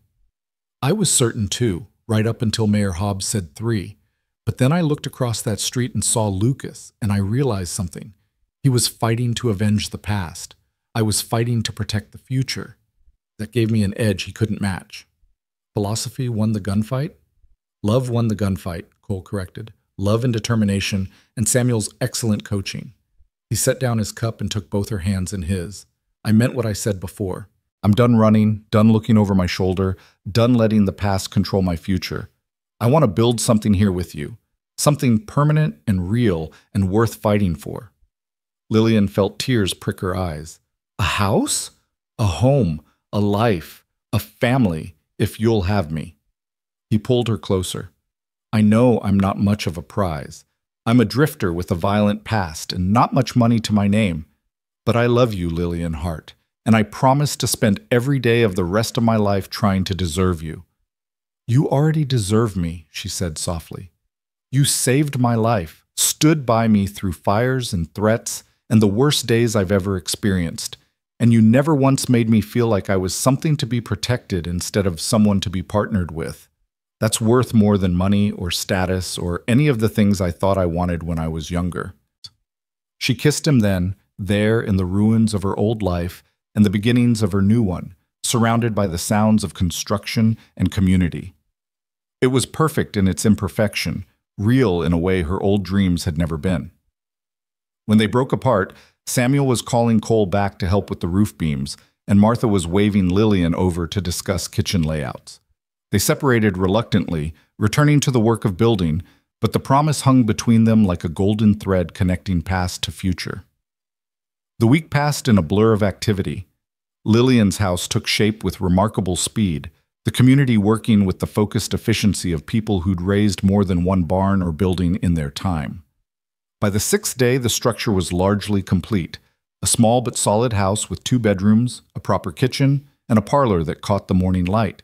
"It's beautiful," Lillian said, standing in the empty front room and trying to imagine furniture and curtains and all the small details that would make it home. "It will be," Martha agreed, Once we get it furnished and decorated. I've collected enough donations to outfit most of it, and several ladies are sewing curtains as we speak. I don't know how to thank you all. You don't need to. This is what neighbors do.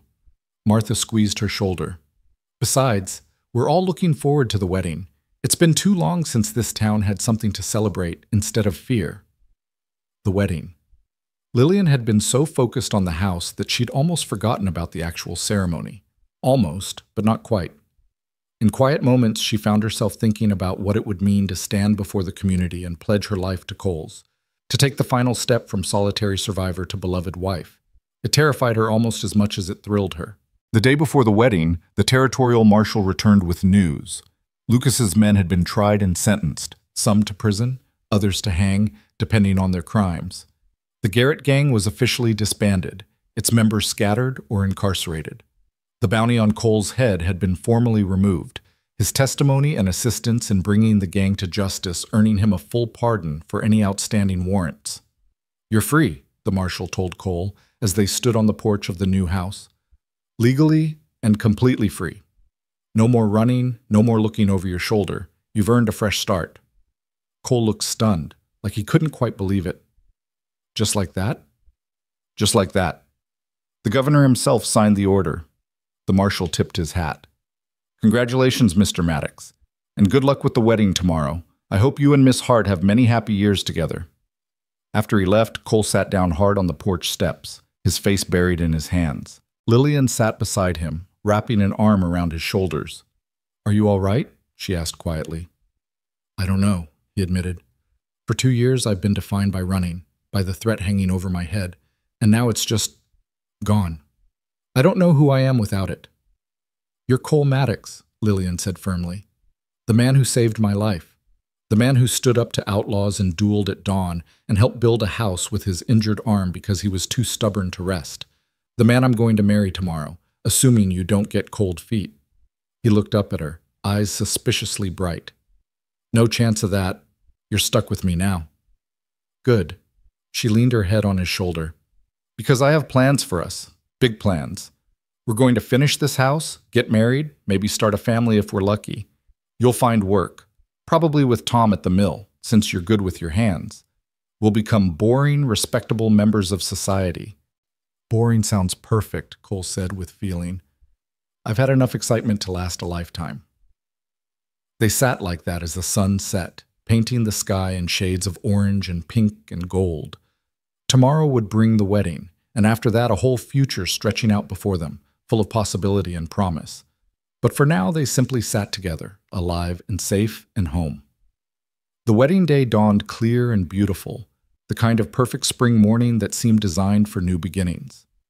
Lillian woke in Martha's spare room for the last time, butterflies dancing in her stomach, as the reality of what was about to happen set in.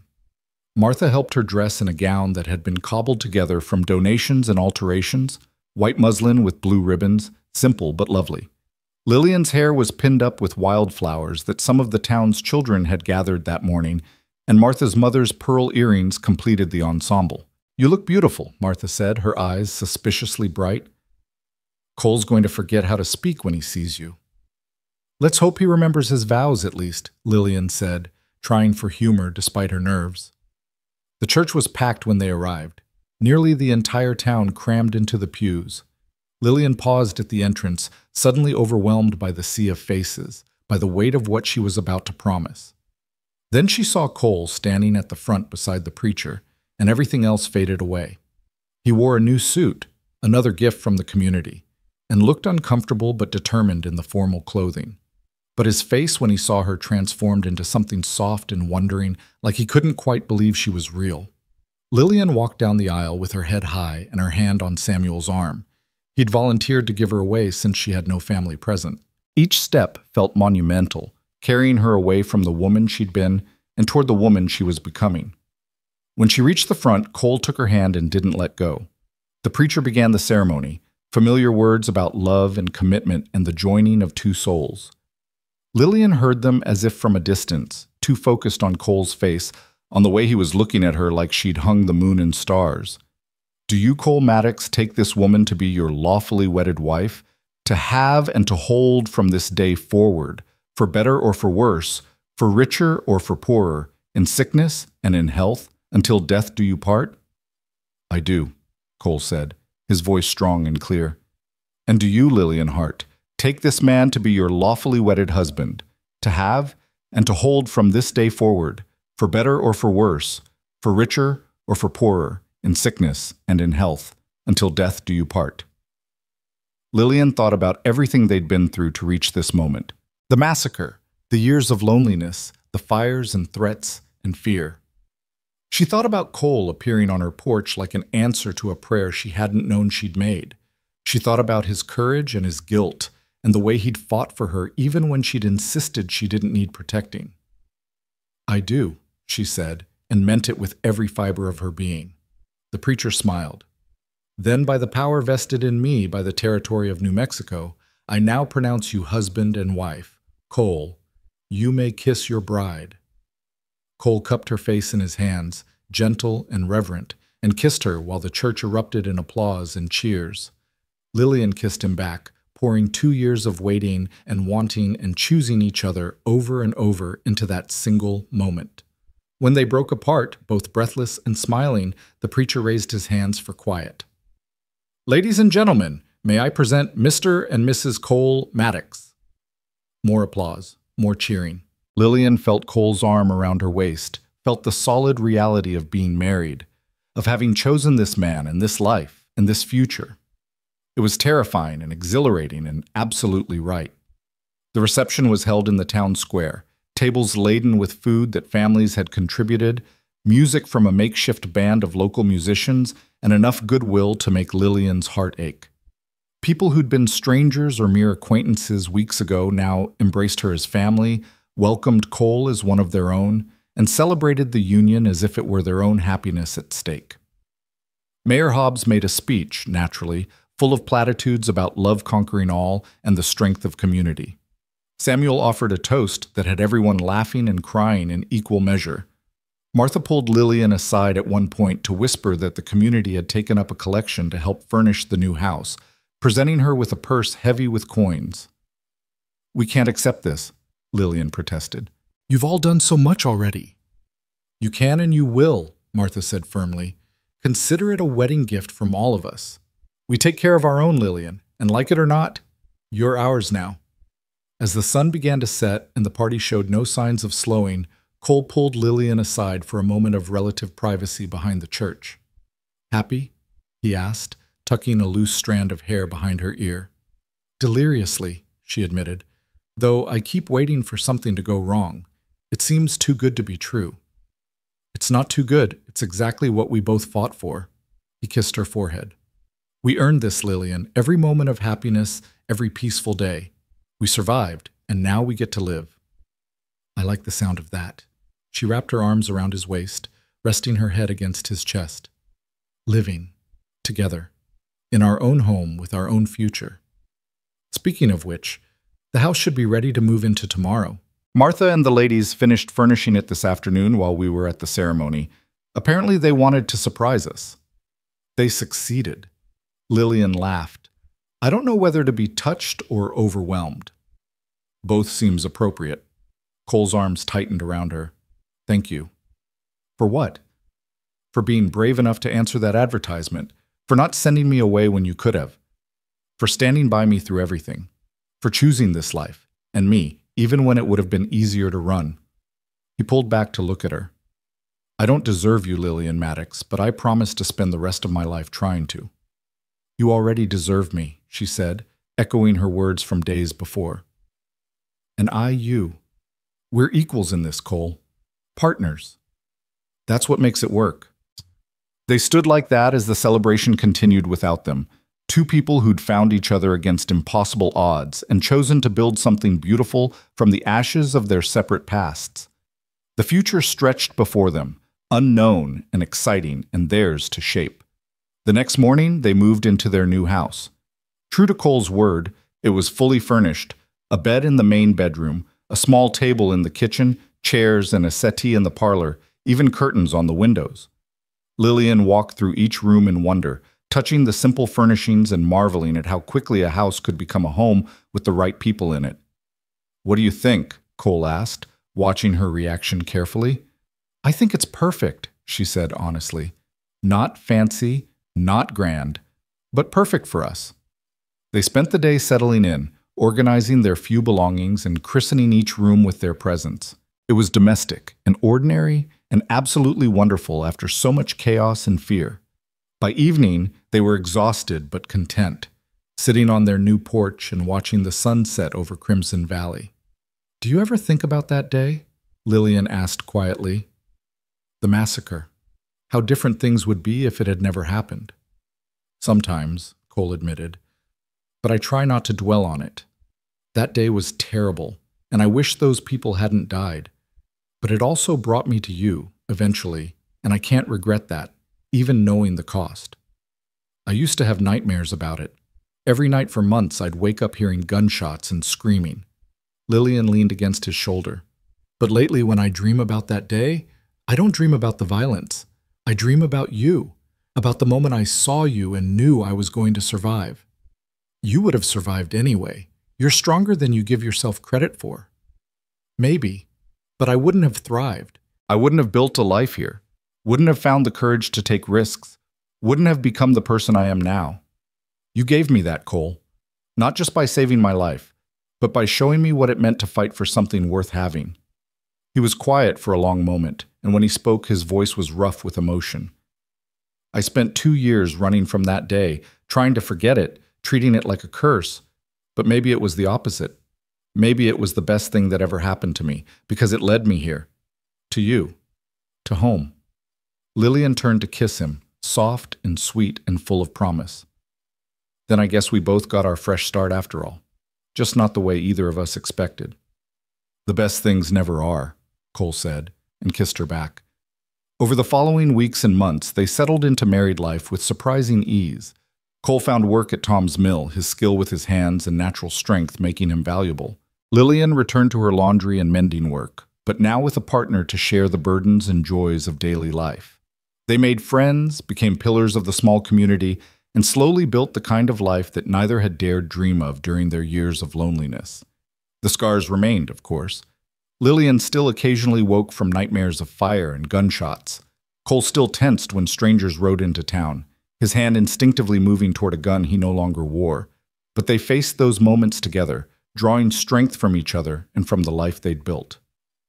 A year after the wedding, Lillian stood on the same porch where she'd first seen Cole step off the stagecoach, one hand resting on her swollen belly.